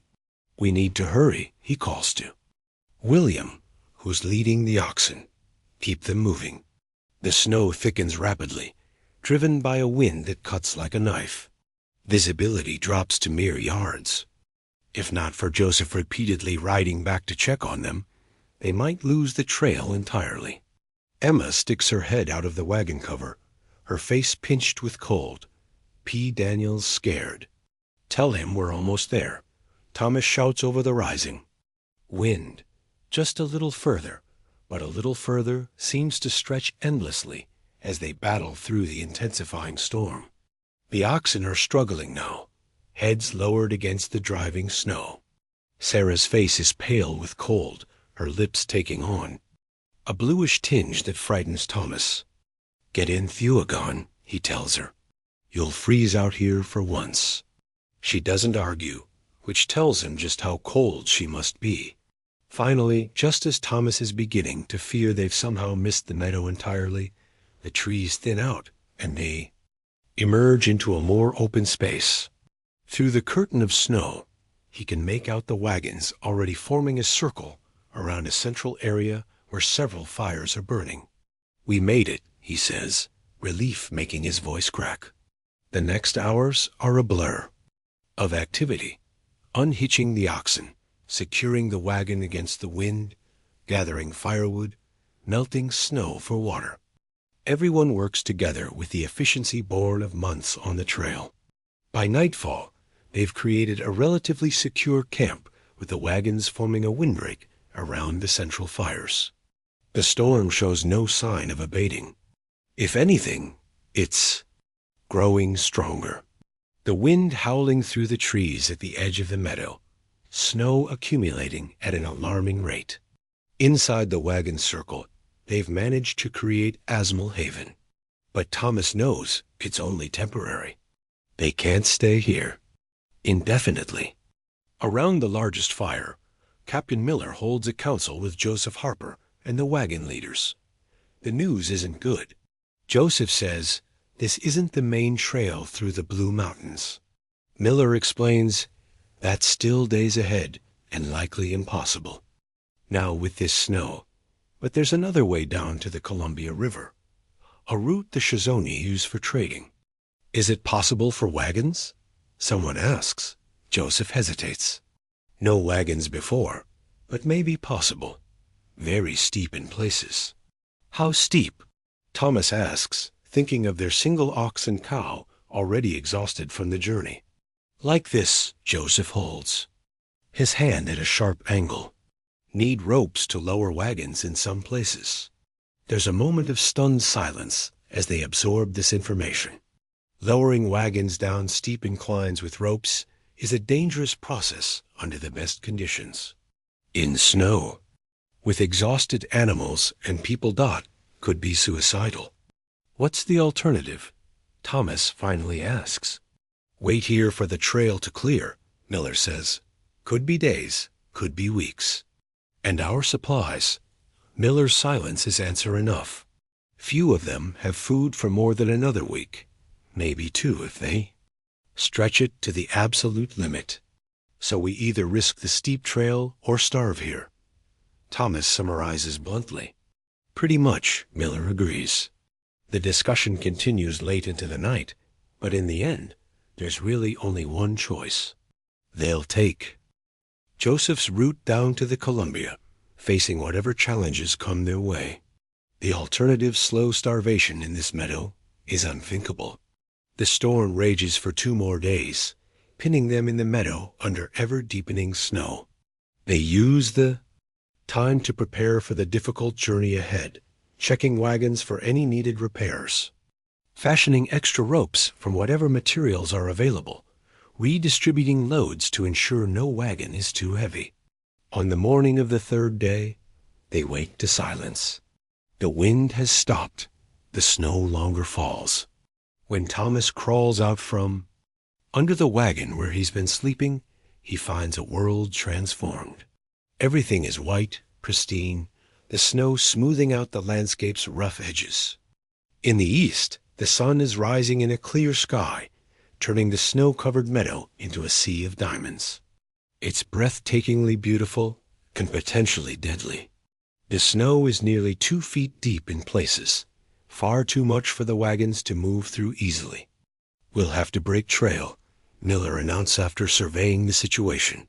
Men in front with shovels, then the strongest teams of oxen, then the wagons. It's exhausting work. Thomas and William take turns at the front, shoveling snow alongside.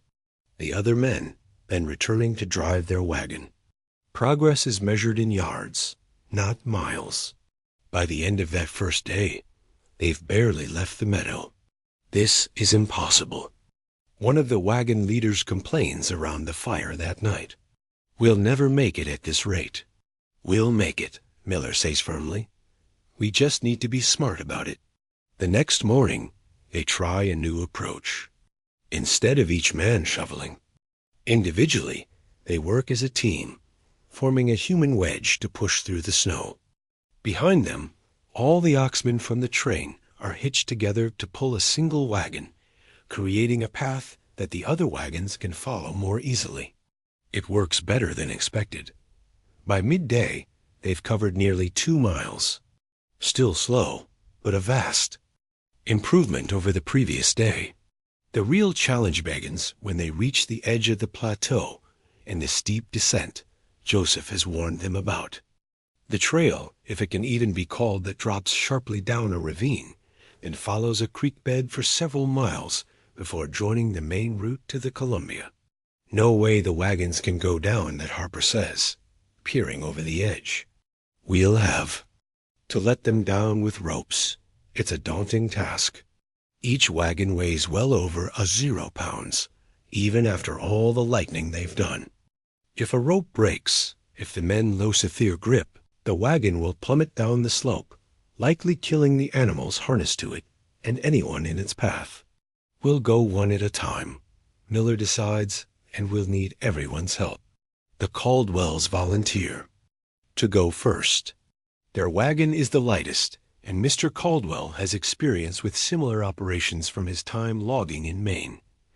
They spend hours setting up the ropes, securing them to trees at the top of the ravine, creating a system of pulleys and brakes. When everything is ready, Mrs. Caldwell and their children climb out of the wagon. Only Mr. Caldwell remains at the race, his face set in grim determination. Ready, Miller calls from the bottom of the slope, where he'll help guide the wagon on to the creek bed. Caldwell nods, ready. The men at the top slowly pay out the ropes, allowing the wagon to start its descent. For a moment, everything seems to be working perfectly. The wagon slides smoothly down the snow-covered slope, its progress controlled by the straining men on the ropes. Then disaster strikes. One of the wheels hits a hidden rock, causing the wagon to lurch sideways. The sudden shift in weight is too much for the men to correct. The wagon begins to roll, picking up speed as it careens down the slope. "Jump!" Thomas shouts to Caldwell, but it's too late. The wagon flips completely, throwing Caldwell beneath it. There's a sickening crunch. Then, silence. Thomas is the first to reach the wrecked wagon, now lying on its side at the bottom of the ravine. Caldwell is pinned beneath it, only his upper body visible. His face is gray with shock and pain. "My legs," he gasps. "Can't feel my legs." It takes 6 men to lift the wagon enough to pull Caldwell free. The damage is immediately apparent. Both legs crushed, bleeding heavily. The nearest doctor is at Fort Vancouver, still days away, even in good conditions. Mrs. Caldwell sobs as she cradles her husband's head. Their children stand nearby, too shocked to cry. "We need to stop the bleeding," Sarah says, taking charge of the situation. She's already tearing strips from a blanket for bandages.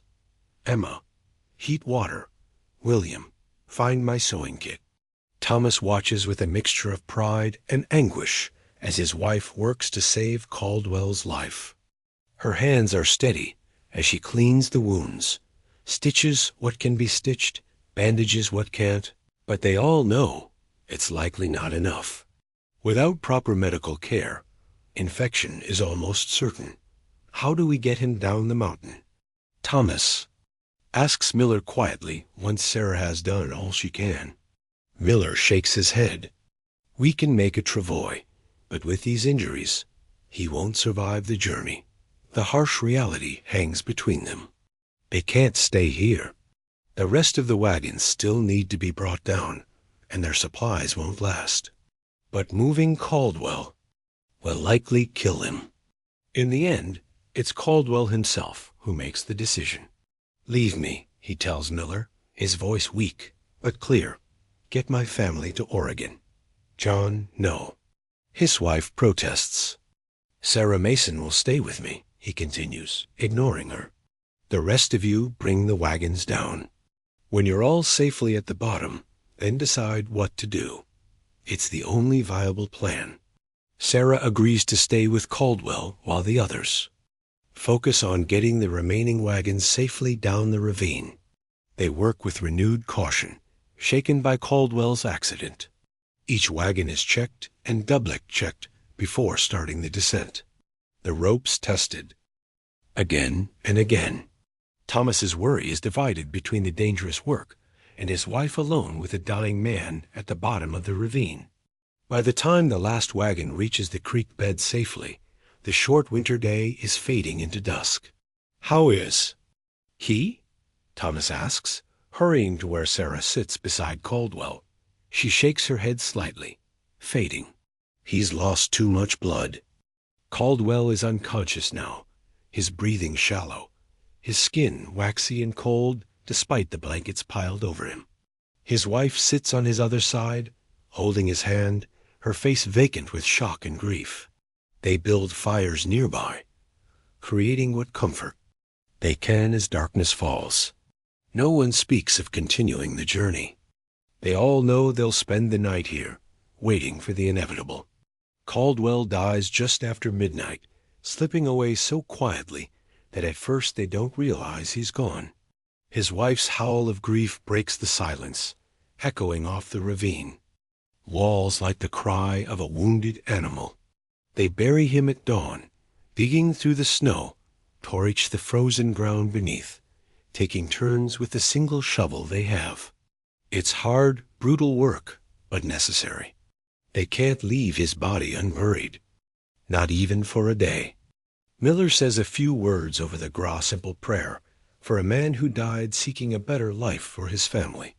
Mrs. Caldwell stands silent, her children clinging to her skirts, her eyes dry now, as if she's cried all the tears she has. "What will?" "You do?" Thomas asks her gently when the brief service is over. "Go on," she says, her voice flat. "What else is there?" It's the only answer possible, really. To turn back now would make her husband's death meaningless. The Caldwell wagon is destroyed, but the others will make room for her and her children, sharing what little space they have. They resume their journey that same morning, following the creek bed as it winds down toward the Columbia. The snow is still deep, but the creek has melted a path that makes travel slightly easier. They make better progress than expected, covering nearly 5 miles before making camp for the night. The mood is somber. Caldwell's death has reminded them all of how precarious their situation is, how thin the line between life and death on this journey. "We can't afford another accident," Miller tells the wagon leaders that night. "We go slow, we go careful, we help each other. That's the only way we'll all make it to Oregon." Thomas nods in agreement, but his mind is on Sarah, who's been unusually quiet since Caldwell's death. She sits by their fire now, staring into the flames, her face drawn with exhaustion. "Are you all right?" he asks, settling beside her. She doesn't answer immediately. When she does, her voice is barely audible. "I couldn't save him. No one could have," Thomas says gently. "Not even a doctor. I keep thinking about Mrs. Caldwell. Those children. What will become of them? The community will help them. That's how it works out here." Sarah nods, but she still looks troubled. "It could have been you, Thomas, or William. It could have been any of us, but it wasn't," he reminds her. "We're still here, still together." She leans against him, and some of the tension leaving her body. "Promise me we'll make it. All of us." It's a promise he has no right to make. The trail ahead is still dangerous. Their supplies dwindling, winter closing in. But he makes it anyway. "We'll make it." "I swear it." She nods, accepting the promise for the comfort it offers, if not for its certainty. The next days are a blur of exhaustion and cold as they follow the creek down toward the Columbia. The snow gradually thins as they lose elevation, making travel somewhat easier. But the terrain is still challenging, steep in places with the creek occasionally narrowing into rapids that force them to cut a new path through the woods alongside. Their food supplies are critically low now. The hunting parties return empty-handed more often than not, the game either absent or driven into hiding by the storm. They resort to stretching what they have with foraged pine nut sand, the few winter berries Joseph is able to find. Not enough, Joseph says bluntly when Thomas asks how long they can sustain themselves this way. Need to reach Columbia soon. On the 5th day after Caldwell's death, they emerge from a dense pine forest to find the land dropping away dramatically before them. And there in the distance is the Columbia Rivera silver ribbon winding through a vast valley. "We made it," someone whispers, and the words pass from person to person like a blessing. They haven't made it. Not really. There are still miles to go. The descent to the river, the final push to the Willamette Valley. But for the first time in weeks, the end of their journey seems tangible, real. That night, around the fire, there's a cautious return of hope. Someone brings out a fiddle that hasn't been played since Fort Hall. The music rises into the clear night air, a defiant assertion of life and joy in the face of all they've endured. Sarah dances with Emma and Daniel, her face flushed with exertion and happiness. William, trying to appear grown up, refuses to join at first, but eventually gives in when a pretty girl from another family asks him. Thomas watches it all, his heart full. They're not safe yet, not by a long shot, but they've survived the worst the trail could throw at them. Disease, accidents, storms, starvation. They've buried friends and abandoned possessions. They've been tested in ways he never imagined when they left Illinois.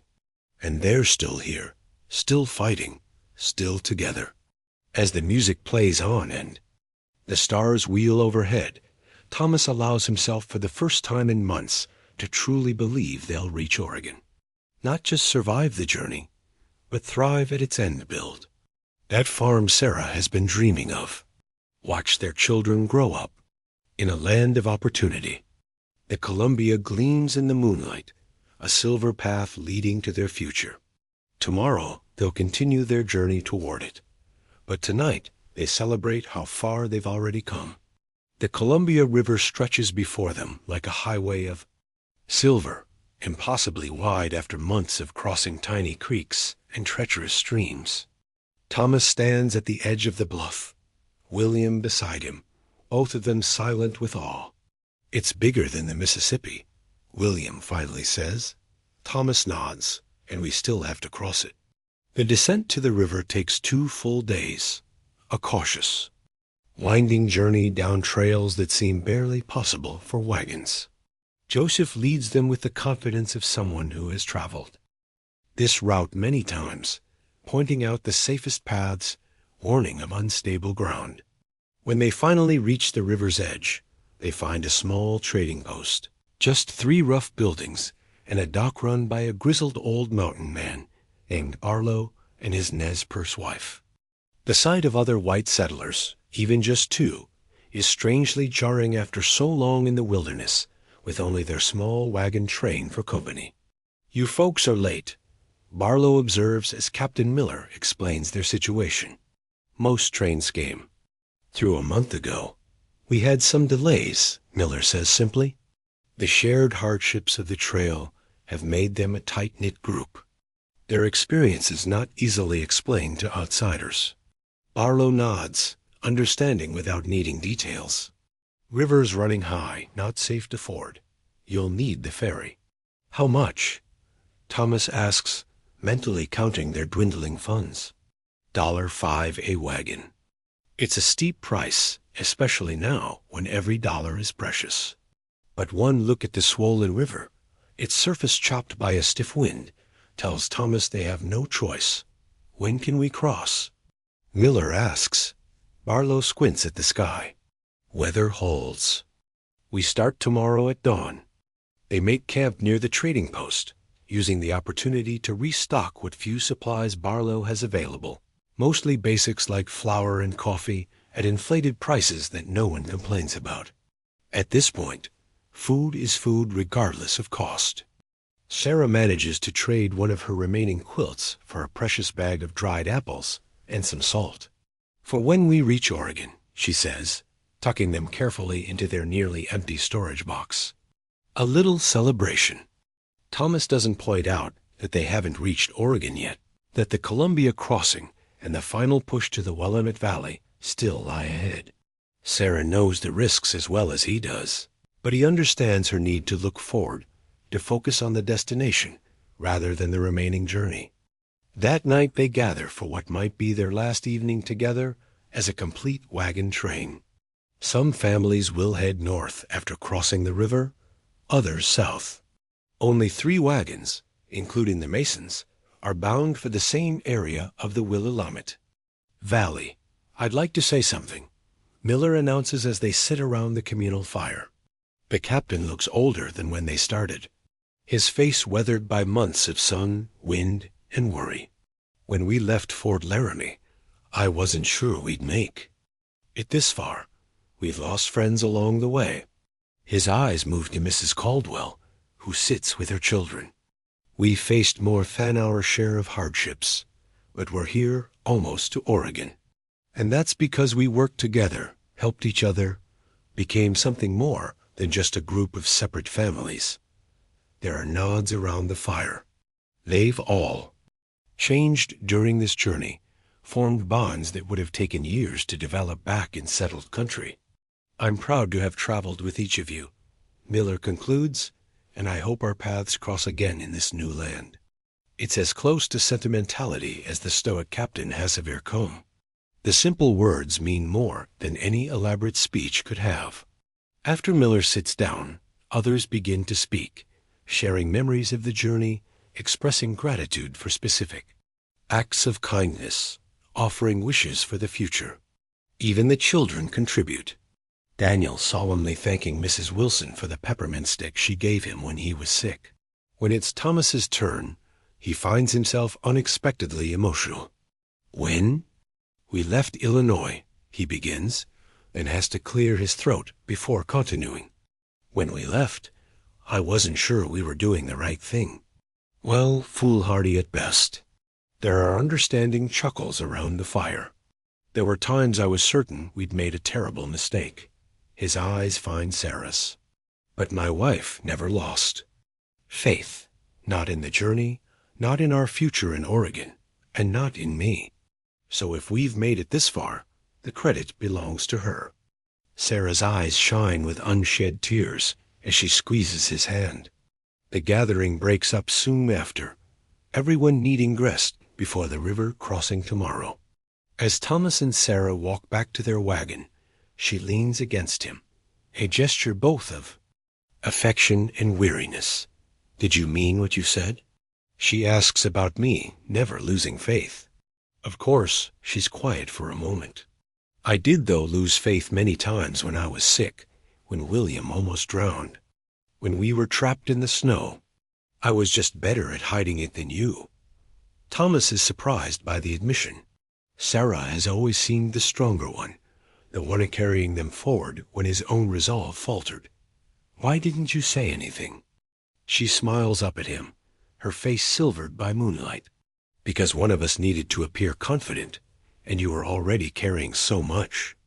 He pulls her close, overwhelmed by love for this woman who has endured so much without complaint. We make a good team, he says finally. Yes, she agrees. We do. Morning brings clear skies and a slightly calmer river, though the current still looks intimidatingly strong. Barlow's ferry is a crude affair, little more than a large raft guided by ropes strung across the river, but it looks sturdy enough to hold a wagon and team. 2 trips per wagon. Barlow explains. First the wagon and oxen, then the people. Less weight that way? It makes sense, but Thomas doesn't like the idea of being separated from the wagon, even briefly. Everything they have left in the world is in that wagon. If something goes wrong during the crossing, it'll be fine, Sarah assures him, reading. His touts as usual. We've come too far to lose everything now. The Wilsons go first, their wagon and oxen making the crossing without incident. Then the people follow on the second trip, Mrs. Wilson clutching her youngest child so tightly the little girl squirms in protest. The Masons are scheduled to cross third after the Richardsons. Thomas watches anxiously as the Richardson wagon is pulled across, the raft riding low in the water under the weight. The crossing seems to take forever, the raft inching along the guide ropes while fighting the current the entire way.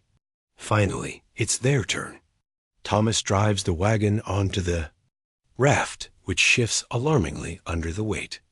The lone ox and the milk cow are nervous, rolling their eyes at the unfamiliar movement. William helps steady them as Barlow and his assistant begin pulling the raft away from the dock. We'll be back for you folks shortly, Barlow calls to Sarah, Emma, and Daniel, who wait on the shore. The crossing is even more nerve-wracking than Thomas anticipated. The raft feels fragile beneath the heavy wagon, the river impossibly wide. Halfway across, they hit a strong cross-current that strains the guide ropes and sends them drifting sideways. Pull harder. Barlow shouts to his assistant, who is struggling with one of the ropes. For a terrifying moment, it seems they might break free of the guide system entirely and be swept downstream. But then the rope goes to again, and they slowly begin to straighten out. When they finally bump against the far shore, Thomas's legs are shaking from the tension of staying upright on the moving raft. He drives the wagon onto solid ground with a prayer of thanks, then helps secure the raft for its return journey. The wait for his family seems endless. Thomas paces the shore, watching the raft make its painfully slow return to the eastern bank. William stays with the wagon and animals, his face serious with responsibility. They'll be fine, Var, he says with more confidence than Thomas feels. And they are fine. The second crossing goes more smoothly than the first, perhaps because the lighter load makes the raft more maneuverable. Soon Sarah, Emma, and Daniel are safely on the western shore, officially in Oregon territory at last. There's no time to celebrate, though. The remaining wagons still need to cross, and everyone helps with unloading and loading the raft, securing animals, and moving wagons up from the shore to the campsite. Barlow has indicated a quarter mile inland. It's late afternoon by the time the last wagon and its passengers are safely across. Only then does Miller allow a small celebration, breaking out the last of the sugar to sweeten a pot of coffee that they all share, passing the tin cups from hand to hand. To Oregon, Miller toasts, raising his cup. To Oregon, they echo the simple words carrying the weight of all they've endured to reach this moment. They spend one night camped by the Columbia, using the time to reorganize their wagons and plan the final stage of their journey. Miller, Harper, and Joseph pore over a crude map Barlow has provided, tracing the route to the Willamette Valley. It's maybe 100 miles, Miller tells the group. Later, mostly following this river valley here, he points to a tributary of the Columbia marked on the map. Barlow says the trail is decent, but there's one more mountain pass to cross. A collective groan rises from the weary travelers. They've had enough of mountain passes to last a lifetime. It's not bad, Miller assures them. Nothing like what we've already crossed, but we need to move quickly. The rains have started in the valley, according to Barlow, and they'll make the trails muddy. So it's back to the familiar routine up at dawn on the trail, by first light, pushing as far as they can each day while still taking care of the animals. The terrain is gentler here, the valleys wider, the forests less dense. But the weather is changing, becoming wetter as they move west. Rain falls almost daily, sometimes just a light drizzle, sometimes a downpour that forces them to stop and seek shelter. 5 days after crossing the Columbia, they reach the final mountain pass. It's indeed much easier than the Blue Mountains, more of a high saddle between two ridges than a true pass. But the rain has made the trail slippery, and the wagons struggle on the muddy slope. Everyone out and push, Miller orders. When the first wagon gets stuck, men, women, and even the older children put their shoulders to the wagon backs, straining against the mud, and gravity dots slowly. Inch by inch, they move the wagons up and over. The rise. On the other side, the land drops away, revealing a panorama that takes their breath away. A vast valley stretches before them, green even in November. Bisected by a winding river, scattered farms dot the landscape. Thin columns of smoke rising from chimneys into the misty air. The Willamette Valley, Harper says unnecessarily. They finally reach their destination. The wagons stop as everyone absorbs the view. After so many months of focusing on the next hill, the next river, the next obstacle, it's almost disorienting to see their goal spread out before them. Sarah slips her hand into Thomas's, her eyes shining. "We made it," she whispers. "We made it," he agrees, still not quite believing it himself. The final days of travel are almost anticlimactic after all they've endured. The trail descends gently into the valley, passing occasional farmsteads where people wave to the wagon train. At one homestead, a woman comes out to Therode with a basket of fresh bread, distributing a loaf to each family. "Welcome to Oregon," she says simply. "We came over last year. Know how it is at the end of the trail. The bread is the most delicious thing Thomas has tasted in months. Soft, warm, a reminder of the comforts of settled life that they've been missing." The wagon train begins to break up as families reach their planned destinations. The Wilsons turn north toward a settlement where Mrs. Wilson's brother arrived the previous year. The Richardsons continue west, heading for Oregon City. By the time the Masons reach the area they've chosen for their homestead, based on Sarah's cousin's letters, only 2 other wagons remain in their company. Their land, 160 acres promised by the donation land, Ackley's in a gentle valley about 20 meters from Oregon City. As they crest a small rise and look down at the meadow bordered by forest on 3 sides and a clear stream on the 4th, Sarah gasps. "It's exactly how I imagined it," she says. "Exactly right. Thomas can see it too. The cabin they'll build near the stream, The fields they'll plow come spring. The orchard they'll plant on the southwestern slope.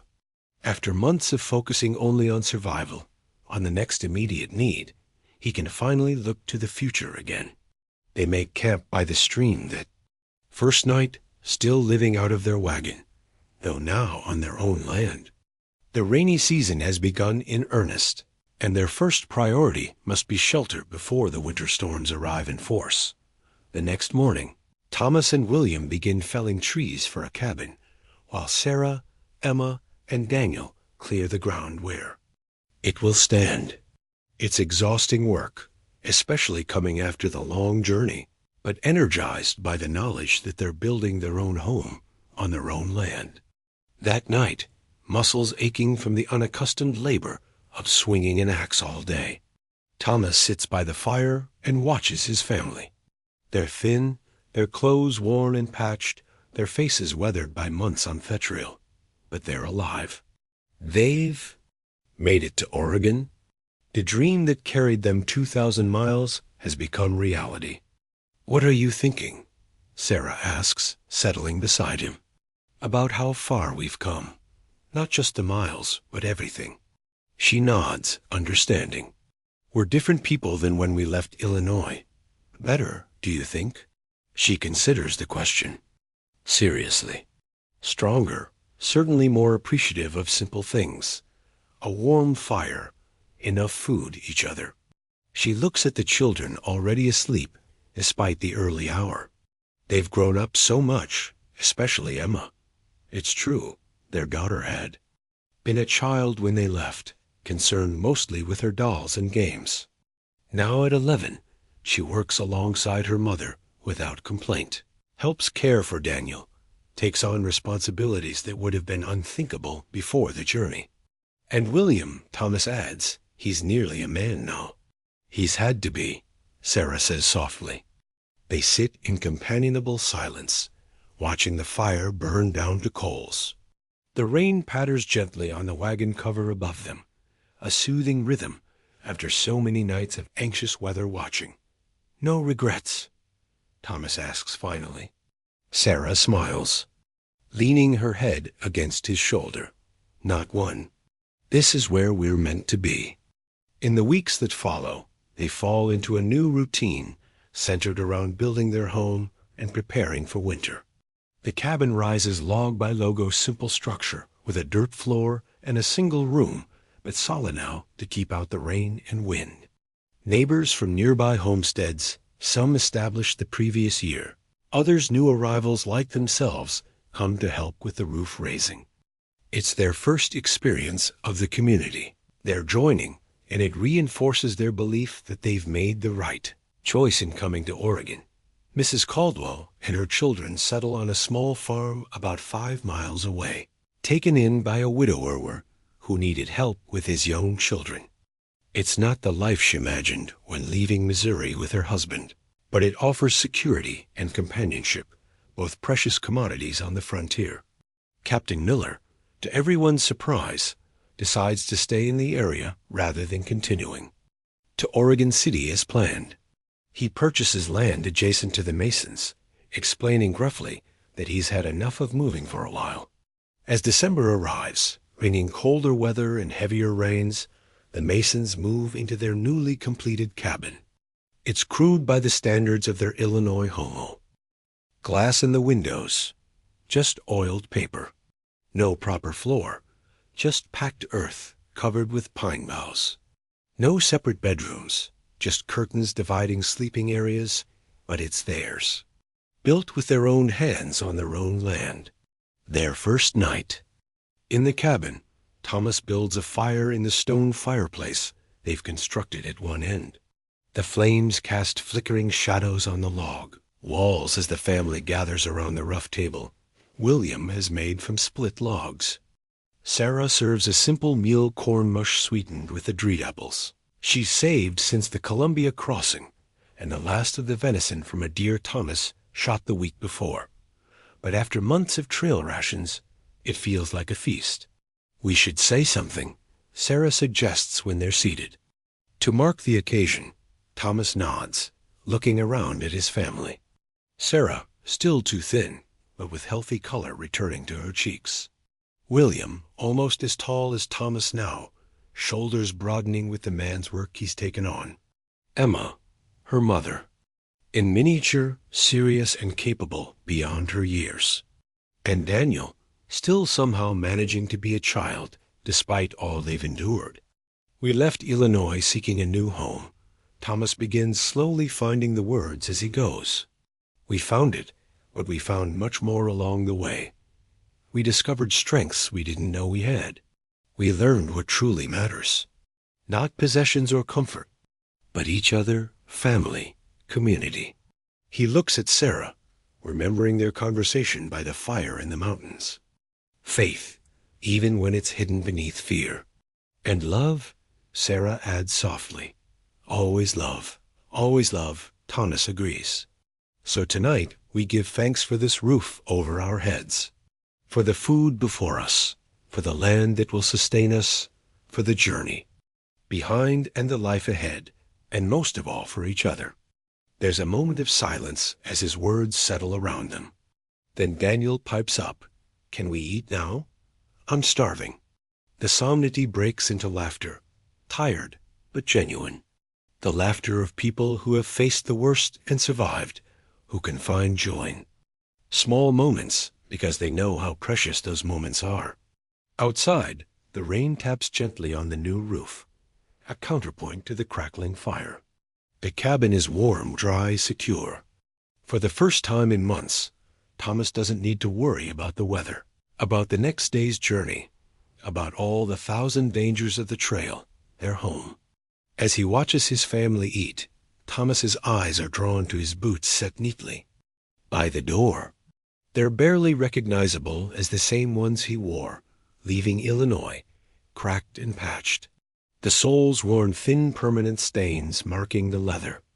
Blood, mud, river water, snow, the evidence of their journey written in every scuff and tear. He'll need new boots come spring when it's time to plow the fields and plant their first crops. But for now, for this winter of rest and recovery, the old ones will do a reminder of how far they've come, of what they've endured and overcome. Sarah follows his gaze, understanding as always. "You should Sabbath them," she says, "to show the grandchildren someday." Grandchildren? Thomas raises an eyebrow, smiling. "Getting ahead of yourself, aren't you?" She shrugs, returning the smile. "It's good to have new dreams, new journeys to look forward to." He can't argue with that. The Oregon Trail was just the beginning. After all, the life they build here, the farm, the community, the family that might someday include grandchildren.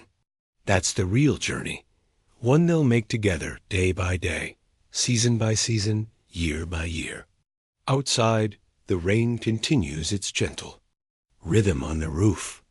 Inside, the fire pops and hisses, casting its warm glow over the family gathered around the table. The cabin is small, the furnishings crude, the future still uncertain in many ways. But in this moment, it is enough. More than enough. Thomas looks around once more at his family safe together, home at last, and feels a deep contentment settle over him, as warm and enveloping as a blanket on a cold night. Like the journey that brought them here, their story is just beginning. But for now, in this quiet moment, by the fire, he can rest. As you lie in your own bed, so much more comfortable than a wagon or a dirt-flawed cabin, perhaps you can carry a bit of the Mason spirit with you into your dreams, their courage, their perseverance, their love for each other. And as you drift towards sleep, remember that every journey, no matter how difficult, comes